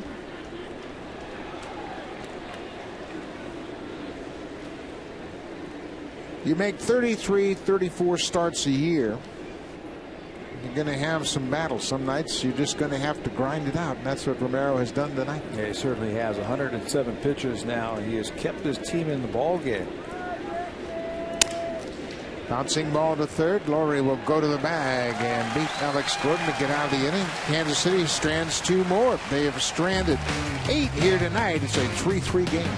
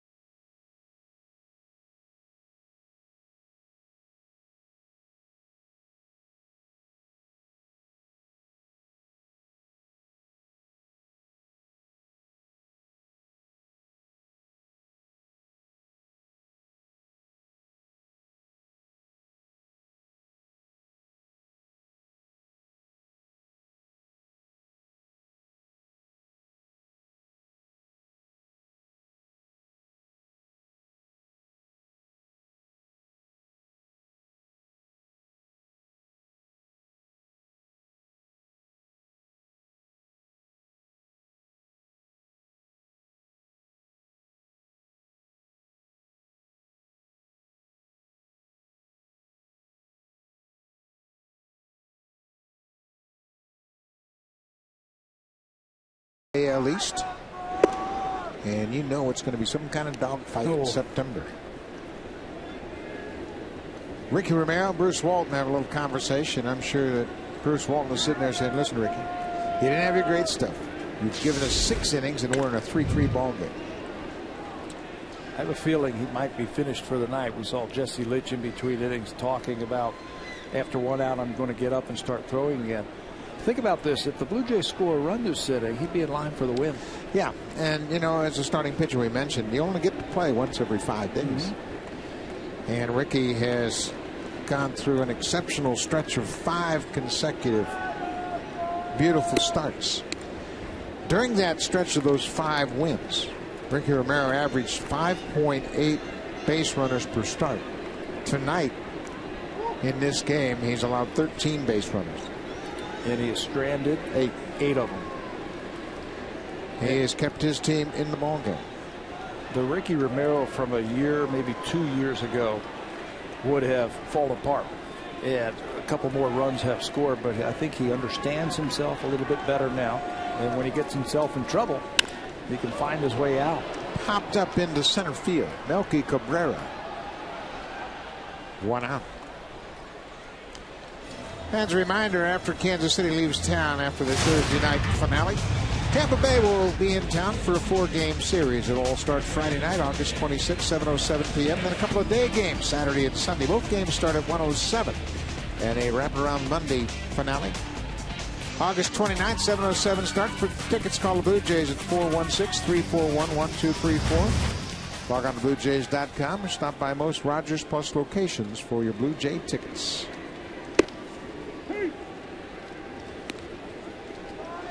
Tampa Bay, James Shields will open up against Henderson Alvarez. That'll be Friday night. Jeff Neiman and Luis Perez Saturday.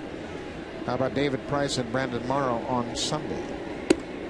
Tampa Bay can throw some good pitching at you. And we're going to see their top 4 in that series.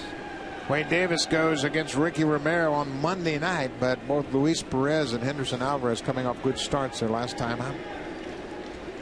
For Perez, his first major league start, it was a good one. 6 innings, a 1-hit ball, picked up the win.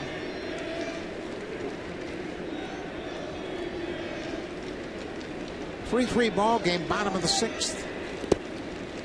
And breaking ball was buried in the dirt, down and away.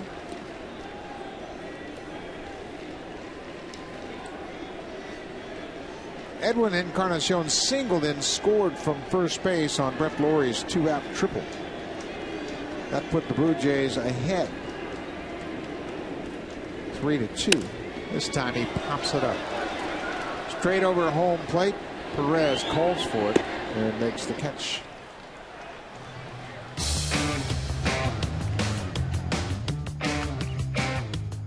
It's Canada's best-selling car 13 years in a row. Honda, the official vehicle of the Toronto Blue Jays.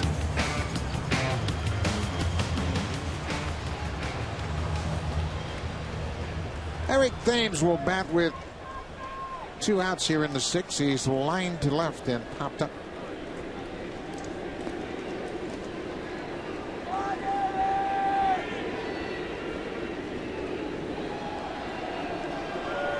Hochevar got in the middle of his windup and just stopped.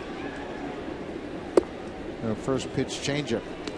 Hochevar's worked down in this game, and that's definitely in the wheelhouse of Eric Thames. Thames has had a couple of good cuts at him. He's a good low ball hitter. And I think as he gets older, learns the league just a little bit more, he'll understand how to make the pitcher get the ball down. It looks so inviting when they throw that high fastball, about letter high. You think he can knock it out of the ballpark. To a change up there. You start making that pitcher get the ball down, and that's when you're going to start to see that average go up. The way you do that is you lay off those borderline pitches. A little cut fastball, he fouls it off his leg. But it's interesting how you talk about a batter dictating the at bat. But indeed, you can do that if you show enough patience. And just think about those two great lineups we see all the time in the East, Yankees and the Red Sox. They have veteran hitters that dictate the bats the whole time. If they get a sense of what the pitcher's trying to do to them, and one of those things, trying to throw high fastballs, they don't swing. They sit there and they make you throw the ball where they can get to it. And sometimes it's as simple as saying, okay, anything over my hands, I'm not swinging. And you can use your hands as the strike zone. Thames puts his hands right at the top of the strike zone. If he feels like that ball is at his hands or over it, just take it.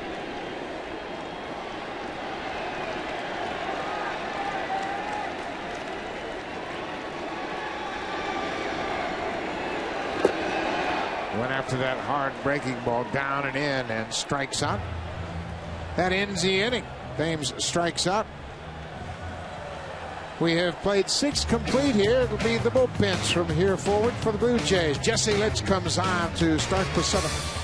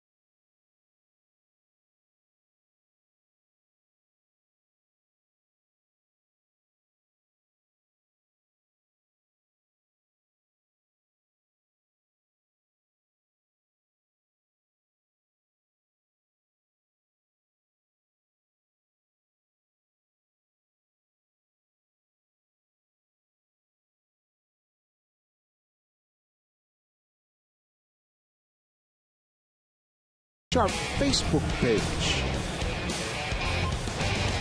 Ricky Romero's night has come to an end. He goes 6 innings. He is charged with 3 earned runs on 8 hits. He walked 4, hit a batter, gave up a home run, and struck out 3. The last time he didn't go 7 innings before tonight, July the 16th versus the Yankees. I mean, that's how good Romero has been in his last 6 starts. Tonight he'll be charged with 4 walks and 3 earned runs, 109 pitches in his 6th inning. He'll turn it over to the bullpen, and the first pitcher out of the bullpen, Jesse Litch, and he's been very good since John Farrell and the Blue Jays moved him to the pen. Those are his combined numbers this year as a starter and as a reliever, but as a reliever he's been good. Just 6 hits and 15 strikeouts in 13.1 innings as a reliever. This is his 9th game out of the bullpen. Billy Butler. Butler has a pair of hits tonight. He's 2 for 3, and he's driven in 2 runs.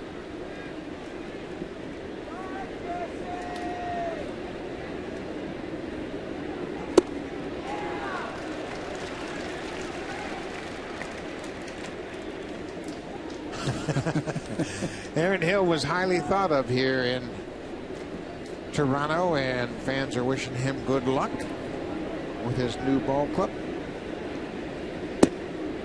Jesse Litch catches the outside corner with that breaking ball. Tell you what, Jesse Litch and Casey Janssen have been lights out lately out of the bullpen.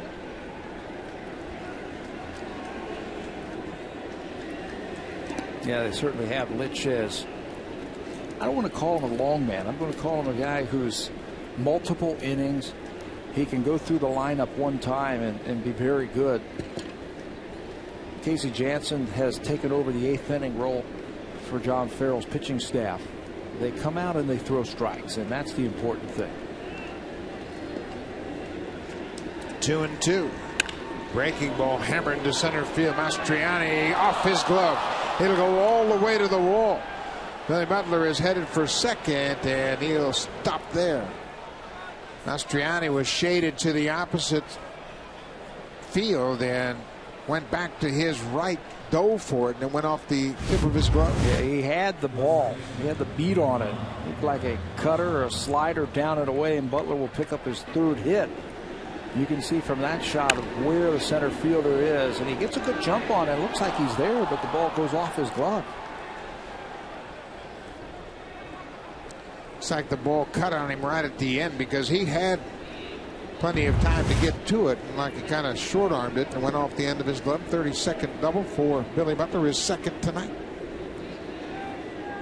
Butler has had a home run in this series, and now he's got a pair of doubles to go along with it.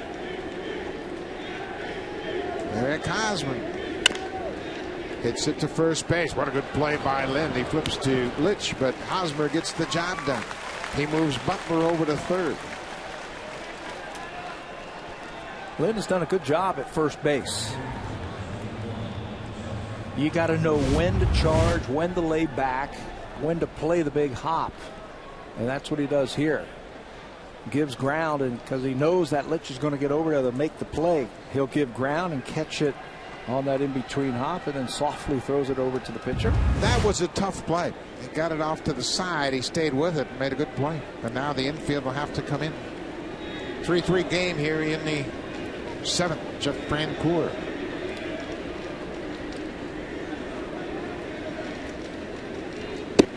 Oh, good pitch. Right in on the inside corner. Francoeur hitting .280 for the season.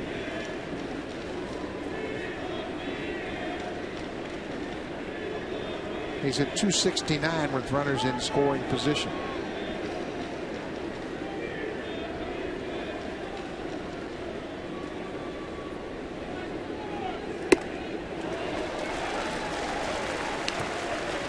Rich out in front, 0-2. Francoeur hit breaking balls all night long last night.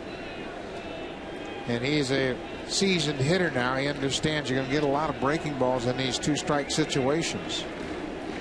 He's done tough against righties as well. .272 average.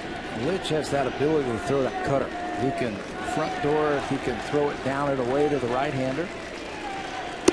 Strike 3 call. What a pitch.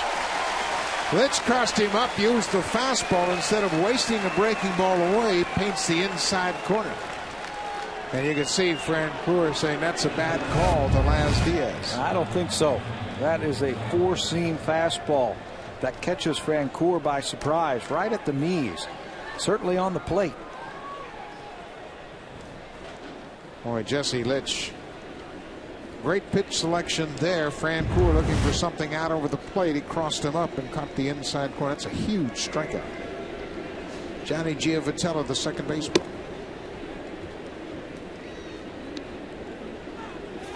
Very difficult to pitch around the leadoff double. With 4, 5, and 6 coming up.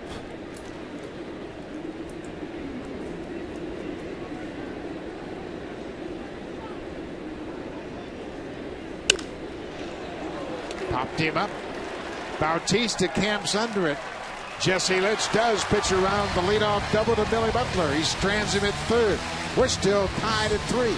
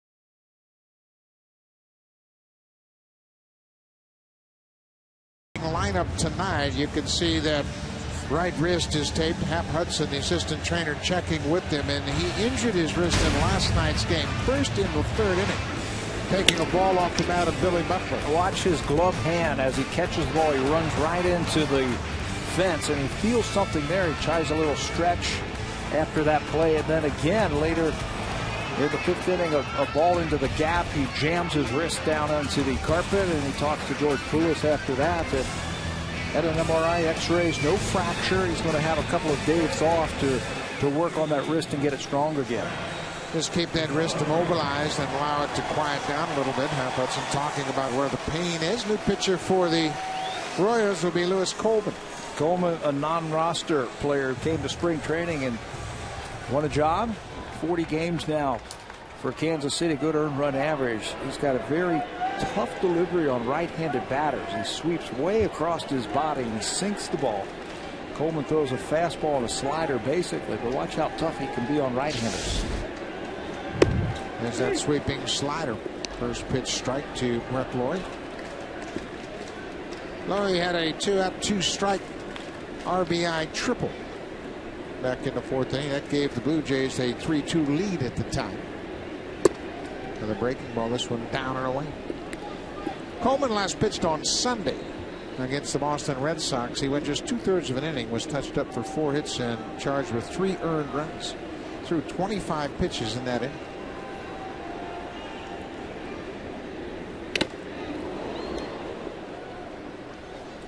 Both starters are out of the ball game. Hochschild gave up a 2-run home run to Bautista in the fourth. Overall 6 innings, just 4 hits. Charged with the 3 earned runs, walked 1, and threw 100 pitches.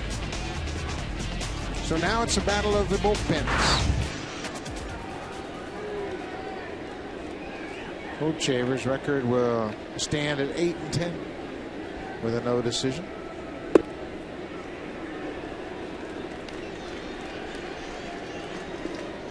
Is there a particular approach that works against this style of pitching? Well, you better stay on the ball. You better keep your front shoulder in and think about hitting the ball back through the middle.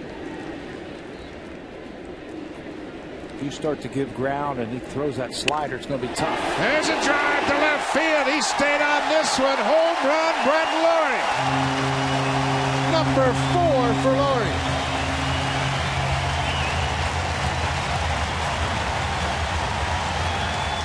Yeah, keep that front shoulder in. Pitchers will look to see if right-handed batters will open up.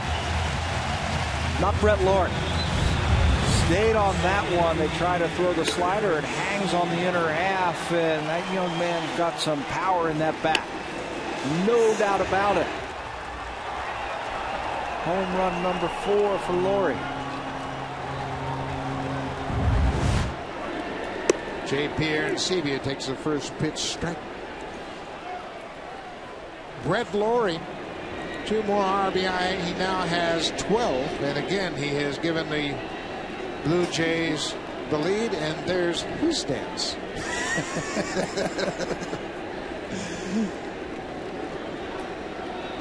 Brett Lawrie now has 10 extra base hits.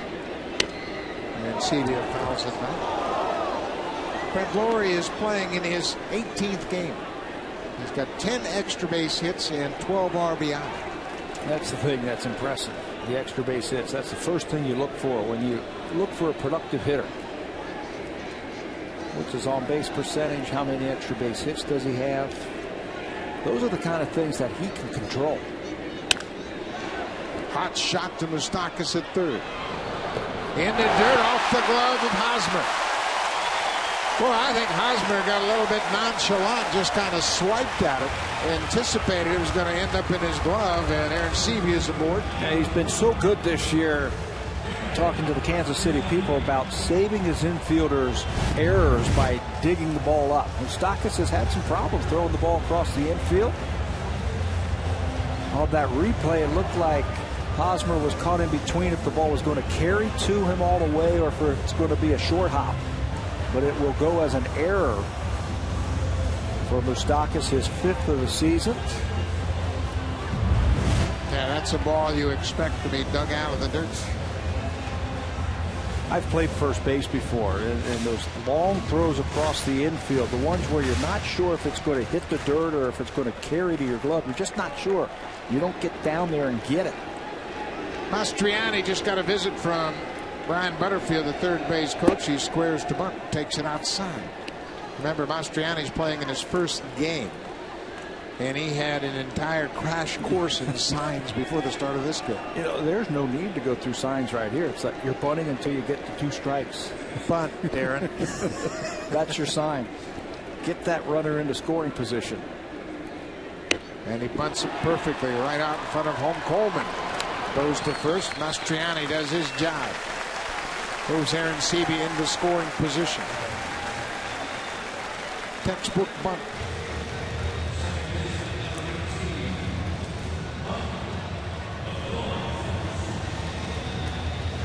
Now Mike McCoy with a runner in second base.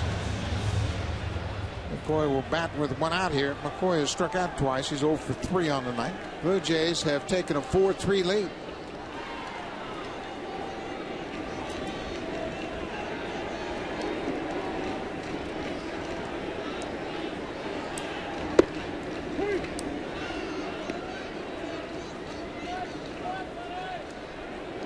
Moustakas at third is just about even with the bag, guarding against the McCoy bunt.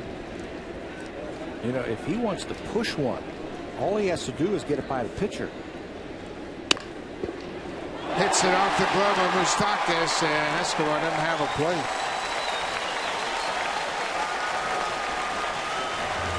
Moustakas has had a rough night at third. That will be his second error of the inning. Fielding better. But this time he gets the in-between hop and kicks it off his glove. Backed up by Escobar. A throwing error, now a fielding error, has set the inning up for the Blue Jays. Now they have to take advantage of it. He could have been charged with an error in the 5th when he bobbled the ball off Escobar's bat. A little swinging bunt up the third baseline. Escobar was given credit for an infield hit. So Yunel has a chance to kick the door wide open here. Bottom of the 7th.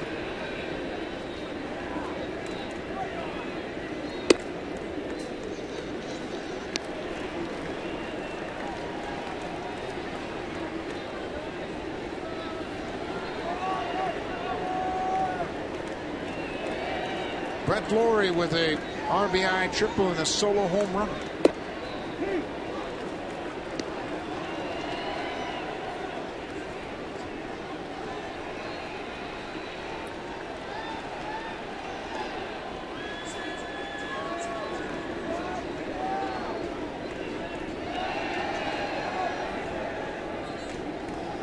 Ball on a strike. First and second, 1 out.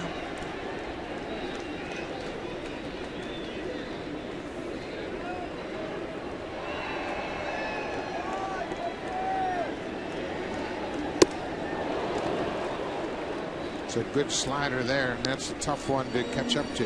The difference between that swing and the Brett Lawrie swing is Escobar was thinking about pulling the ball and open his front shoulder. His game is hit the ball the other way. This should play right into Escobar's head. Stay on it, hit the ball to right field, get an RBI single. Crossfire fastball outside.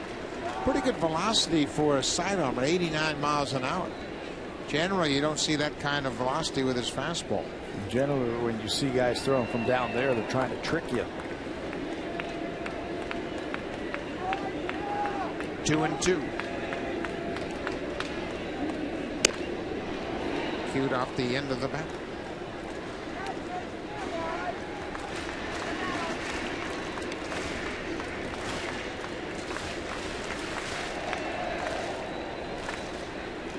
It's Coleman's rookie season. He just turned 25 years old at the start of the season. Breaking ball. Escobar flips it with his glove to Giovitella. This time Hosmer digs it out of the dirt and turns 2. Good work at first. Good pivot at second by Giovitella. Escobar started it with the flip of the glove. Glove flip. Giovatella hangs in there, and Hosmer digs it out. But the Blue Jays have taken the lead.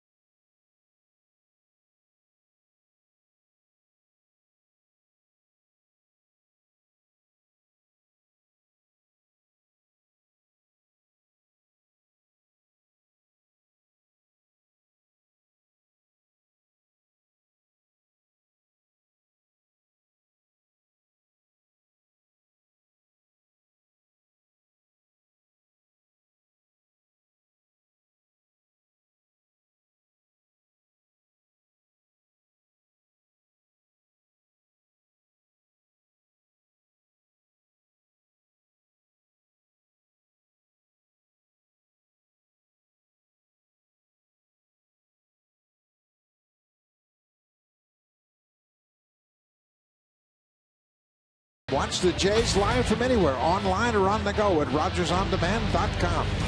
Blue Jays get 2 quick runs on a hanging breaking ball that Jose Bautista deposits in the seats in left field. No doubt about it. 37 home runs now for Bautista. Gave the Blue Jays a couple of runs.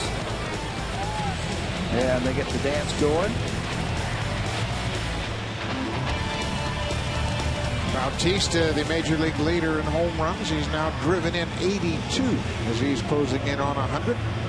Jesse Litch had a very good 7th inning, gave up a leadoff double, but stranded Billy Butler at third. Now KC Jansen making his first appearance since that great effort on Sunday.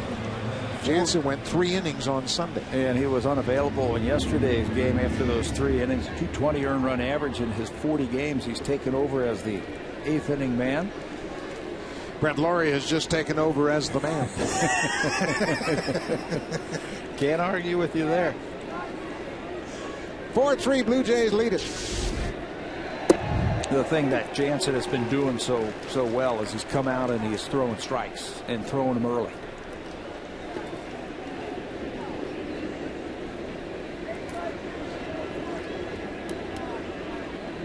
Salvador Perez, the catcher. 0-2. Brett Laurie looks like Pigpen tonight. He's got red dirt everywhere. And I bet you his mom's seen that picture before. That was courtesy of the triple that Brett Laurie hit earlier in the game. That was back in the 4th inning of the head first slide in the 3rd. No slide necessary his last at bat after he homered.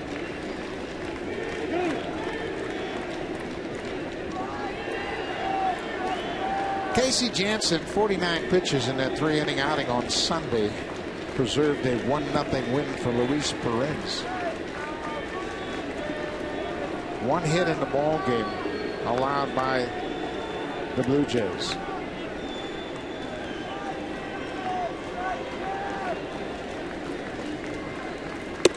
Strike 3 call. They talk about making quick work. Yeah. Perez kept trying to step out to mess up KC Jansen, but he wouldn't have anything with that. That's a cutter right on the outside part of the plate, and that's a pitch that has been very effective for KC Jansen this year. He has the ability to paint the outside corner like you see right there. No chance for a right-hander. And there's another cutter down and in. Mike Moustakas, he's had a good night at the plate, a rough night in the field. 2 hits and a walk at the plate, but 2 errors in the field.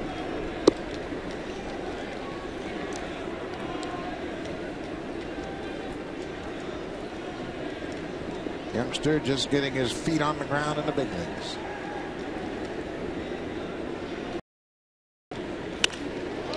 It's this one to right. Bautista's got room. He breaks it down short of the warning track.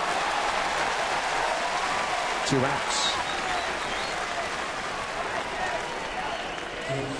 To give you an idea how good KC Jansen was on Sunday, it's the first time since the save has been implemented that a pitcher has pitched 3 innings in a 1-0 game in which the opposing team had 1 hit It's only happened once. Casey Janssen on Sunday. A 1-0 game with a total of 1 hit, and the reliever pitches 3 innings for the save. Now, where did you find that? My friend Scott Carson, Sportsnet.ca's finest columnist. He makes me look great. Yeah, he makes us all look good, doesn't he? Now, I told Casey Janssen that tonight before the game, and he was pleased to hear that. Anytime you're in a class by yourself, it's a good feeling, and Casey Janssen has certainly pitched well all year long.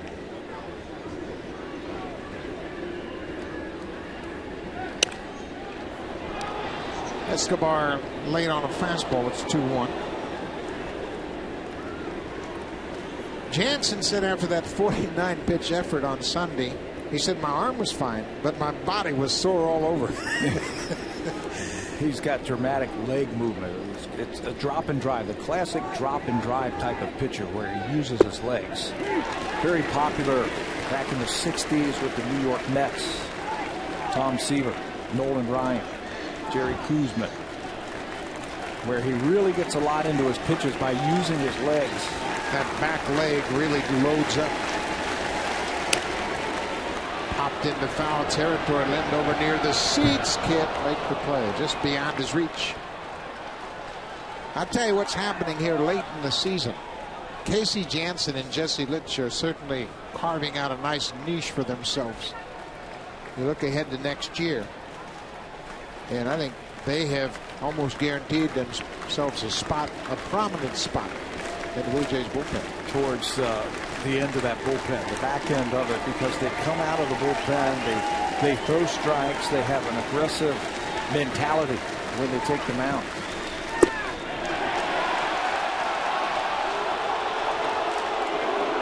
Wow. That ball looked pretty good. To everybody but Laz Diaz. Full count, 2 outs. Top of the 8th. Comes right back and paints that outside corner.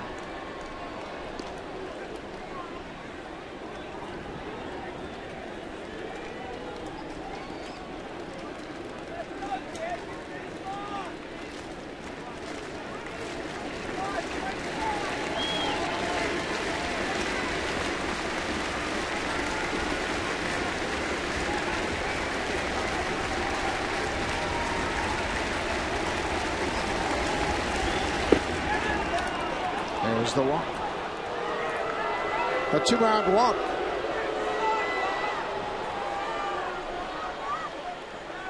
Fans, if you want a chance to meet Brett Laurie up close and personal, Friday, August 26th, Laurie will be signing autographs from 12 p.m. to 1 p.m. at Jay's Shop in Sears at the Toronto Eaton Center. 1 autograph per person, please. Visit BlueJays.com for more information. A chance to say hi and get an autograph from Brett Laurie. Friday, August 26th at the Toronto Eaton Center.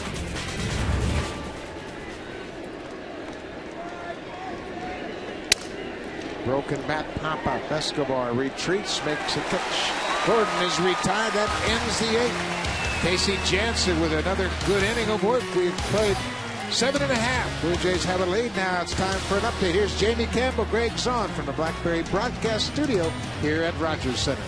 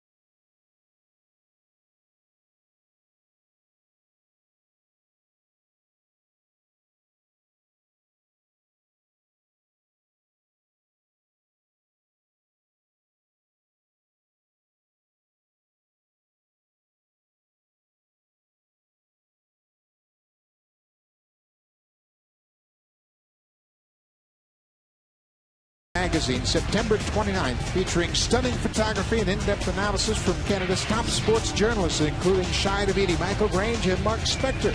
To be the first to get it, subscribe today at sportsnet.ca/magazine. New pitcher for Kansas City, Blake Wood, the big right-hander, coming on in relief. Bottom of the 8th inning. Blue Jays are up 4-3.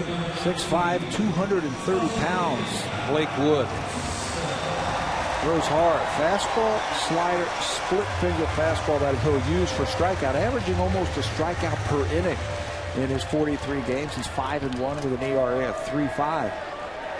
You see him set that ball in his hand in that split grip.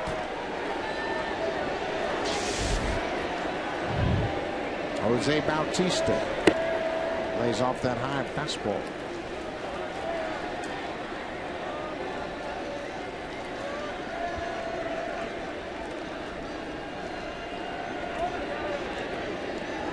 Bautista, 2-run shot in the 4th. That was the first hit of the game off of Luke Pochevan.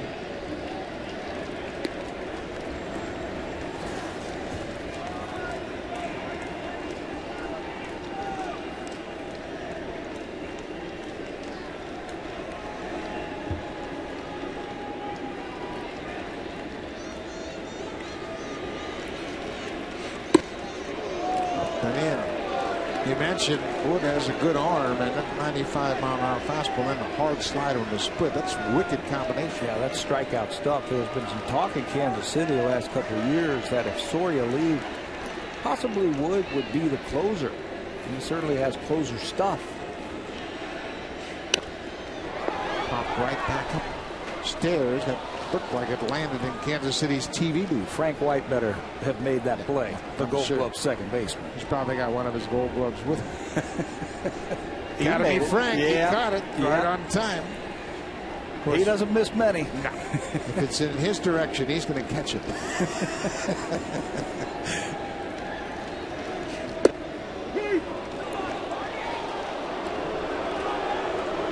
Laz Diaz keeping his eye on Bautista after he called that low fastball for a strike. Full count. Bottom of the 8th inning.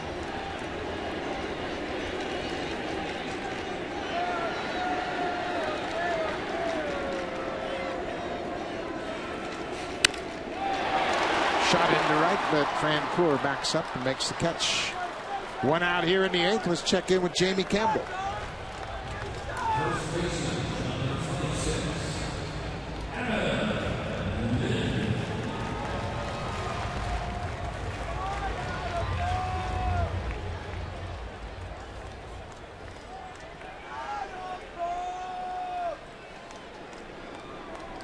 Well, Johnny Mack doing his thing in his first game in a Diamondback uniform. McDonald would end up 0 for 4, but made a contribution with that fine defensive play as the Diamondbacks beat the Nationals 4-2. J.J. Puts 32 saves for Arizona. How did he get over there? Did he sign as a free agent? Wow.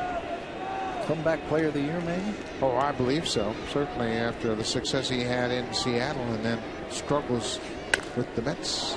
Then pops it up a mile-high long run for Moustakas. Perez, the catcher, will get over there and make the catch. 2 outs.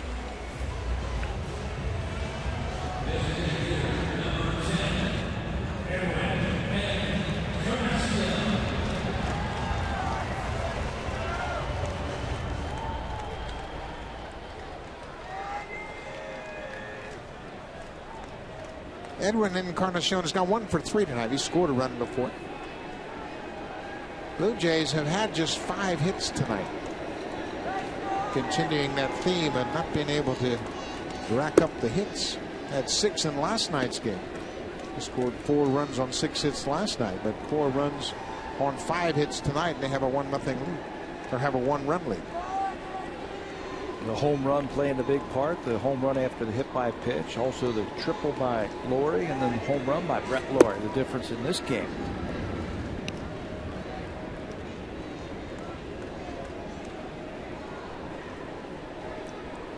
Laurie RBI triple, solo home run. Jose Bautista, number 37, a 2-run shot.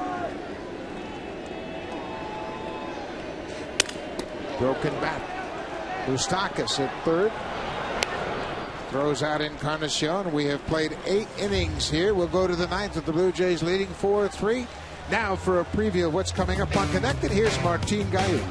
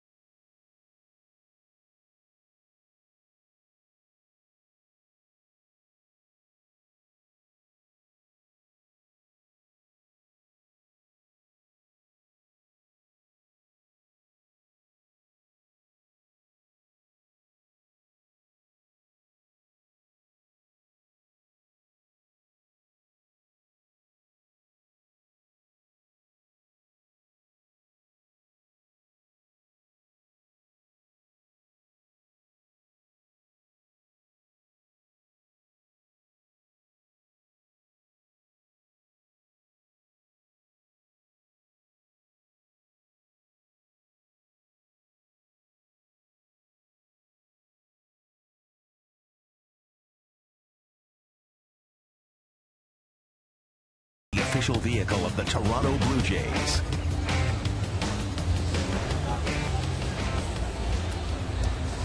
In to work the top of the 9th, Frank Francisco. Francisco warmed up on Sunday afternoon, anticipating coming into the game in that 1-0 game, but his shoulder wouldn't allow it. He has since had treatment. On the off day, he's thrown. He is good to go. Yeah, yesterday he threw a side session for John Farrell and Bruce Walton. Said he is okay to go. Has not worked in a week. Last time we saw Francisco was on the 17th at Seattle, where he had a very clean inning. Tonight, though, he's got to go 2-3-4 through the Royals. Cabrera, Butler, and Hosmer. Kansas City down by a run.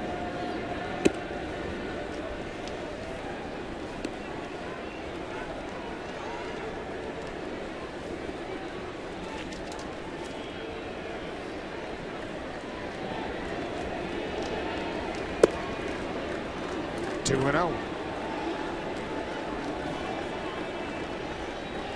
Melky Cabrera, switch hitter, batting left-handed against Frank Francisco. A little higher average for Cabrera from the left side than from the right side. There's a strike. 93-95 for the fastball from Francisco. He throws a split finger pitch and a pretty slow breaking ball. It's effective.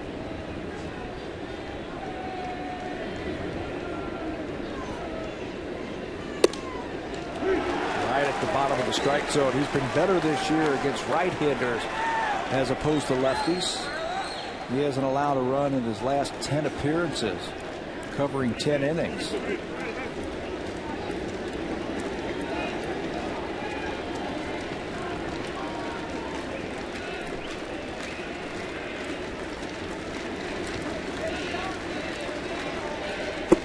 There's that splitter that Cabrera lays on. Full count. Got to get the leadoff man here in the 9th.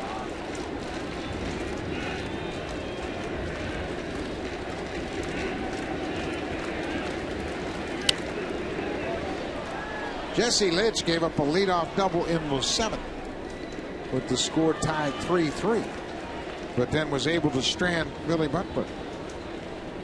Stranded him at third. Hosmer moved Butler to third. The infield came in, and Jeff Francoeur was caught working at a Jesse Litch fastball. Right now, the biggest pitch of the ball game, I think. Lead off walk.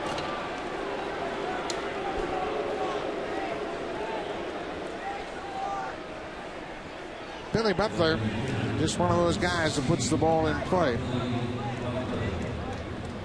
He's got 3 hits tonight, pair of doubles. He's driven in 2 runs. And now he has a tying run at first base. He has faced Francisco just one time in his career.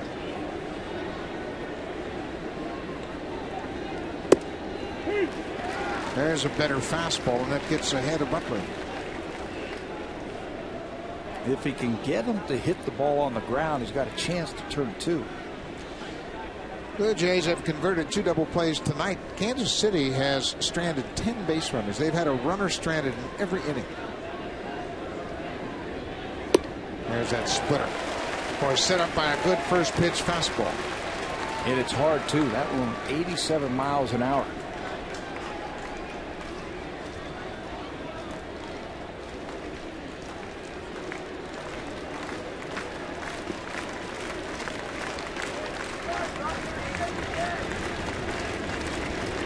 There goes the runner. The ball is fouled back. Cabrera had a heck of a jump at first. The dome is closed because there is severe weather here in southern Ontario. There is a tornado warning for the southern Ontario area, the Toronto area specifically. So that's what it looks like outside. Unfortunately, we have the dome covered here tonight. We hope everybody is safe and taking precautions with that severe weather in the area.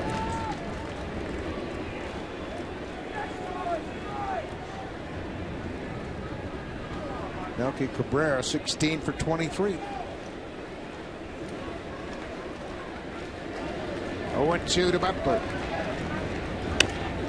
Pops this one up. Another great example of 2-strike hitting. Billy Butler. He's a guy that shortens up, puts the ball in play, just takes what you give him in these situations. He is very wary of the split finger fastball that Francisco has that he can use for strikeouts. That swing a lot different than the strike 2 swing. Pitch out. Guessing with Ned Yost, but nothing was on.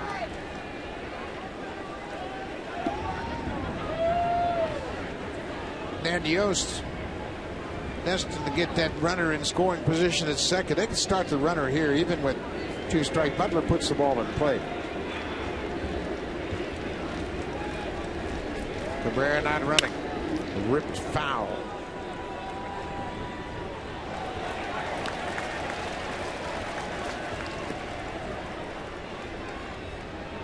Billy Butler hits .226 with 2 strikes. Which doesn't sound like much, but boy, that's a pretty good average for 2 strikes.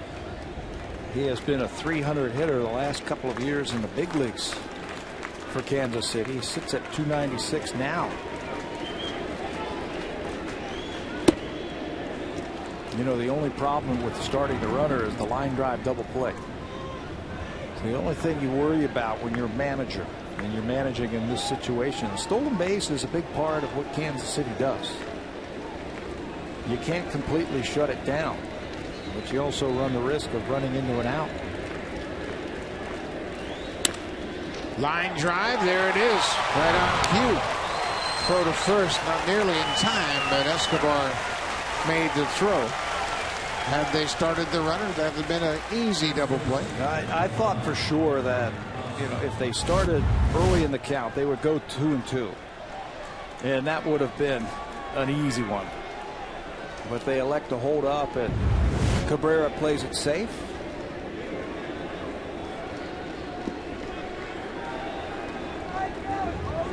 Eric Hosmer 1 for 4 tonight.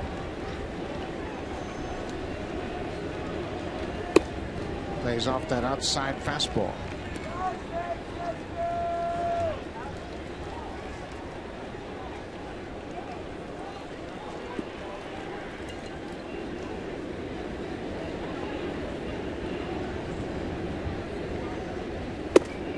Ball on the strike. We mentioned Billy Butler's 226 average with 2 strikes. The American League average with 2 strikes is 185. So this Kansas City Royal team does a good job of hitting with 2 strikes up and down the order. Kevin Seitzer has his hitters, and they've all bought in. 40 points higher than the American League average. That's pretty good. There goes Cabrera. He got a great jump. Aaron Sevia's throw is low and bounced into second. Cabrera gets himself into scoring position. His 17th steal of the season, and Aaron Sevia is going to go out and make sure that Francisco has the right set of signs. That one was stolen on the pitch right there. You see the high leg kick, deliberate towards home, and really no chance for Aaron Sevia to get the runner. Good pitch for a strike, but really no chance for JP to throw out Cabrera. Now the infield has to get the ball and keep it on the infield. Any ground ball, you got to smother it. 1-2. Cut out and miss. Francisco strikes him out. Hosmer is down on strikes.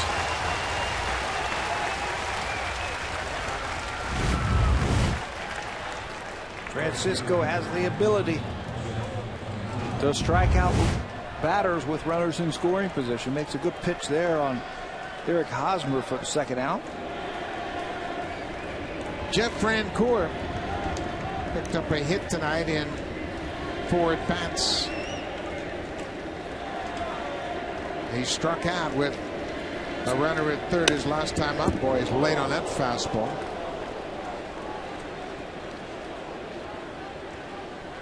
We mentioned Francoeur is a very good breaking ball hitter. Francisco's fastball looks to be top-notch tonight. And Jesse Litch got him looking on a good fastball in the other half last time up.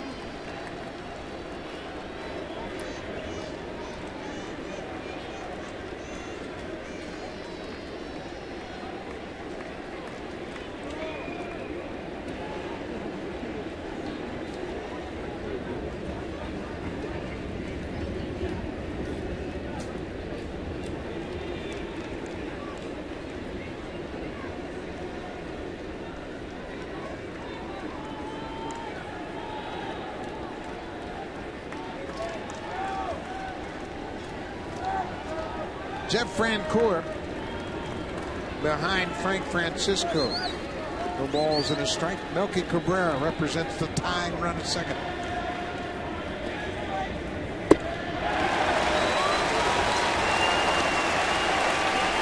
Poured that fastball right inside. Royals down to their final strike.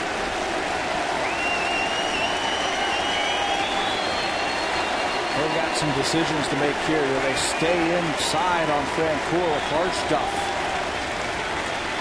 Or do they take a shot at that splitter? 0-2, 2 outs.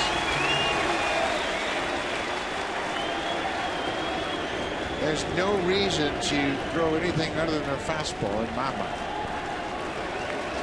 Not after that last swing, the way they tied him up. 0-2. Fastball line to Bautista in right, and he makes the catch. Francoeur hit it hard. Francisco picks up the save. Brett Lawrie had a big night with the bat. RBI triple solo home run. Blue Jays win game 2 to even the series at a game apiece. 4-3 winner. Jesse Litch picks up the win. Stay tuned now. Jamie Campbell, Greg Zaw, Jays Connected from the Blackberry Broadcast Studio here at Rogers Center.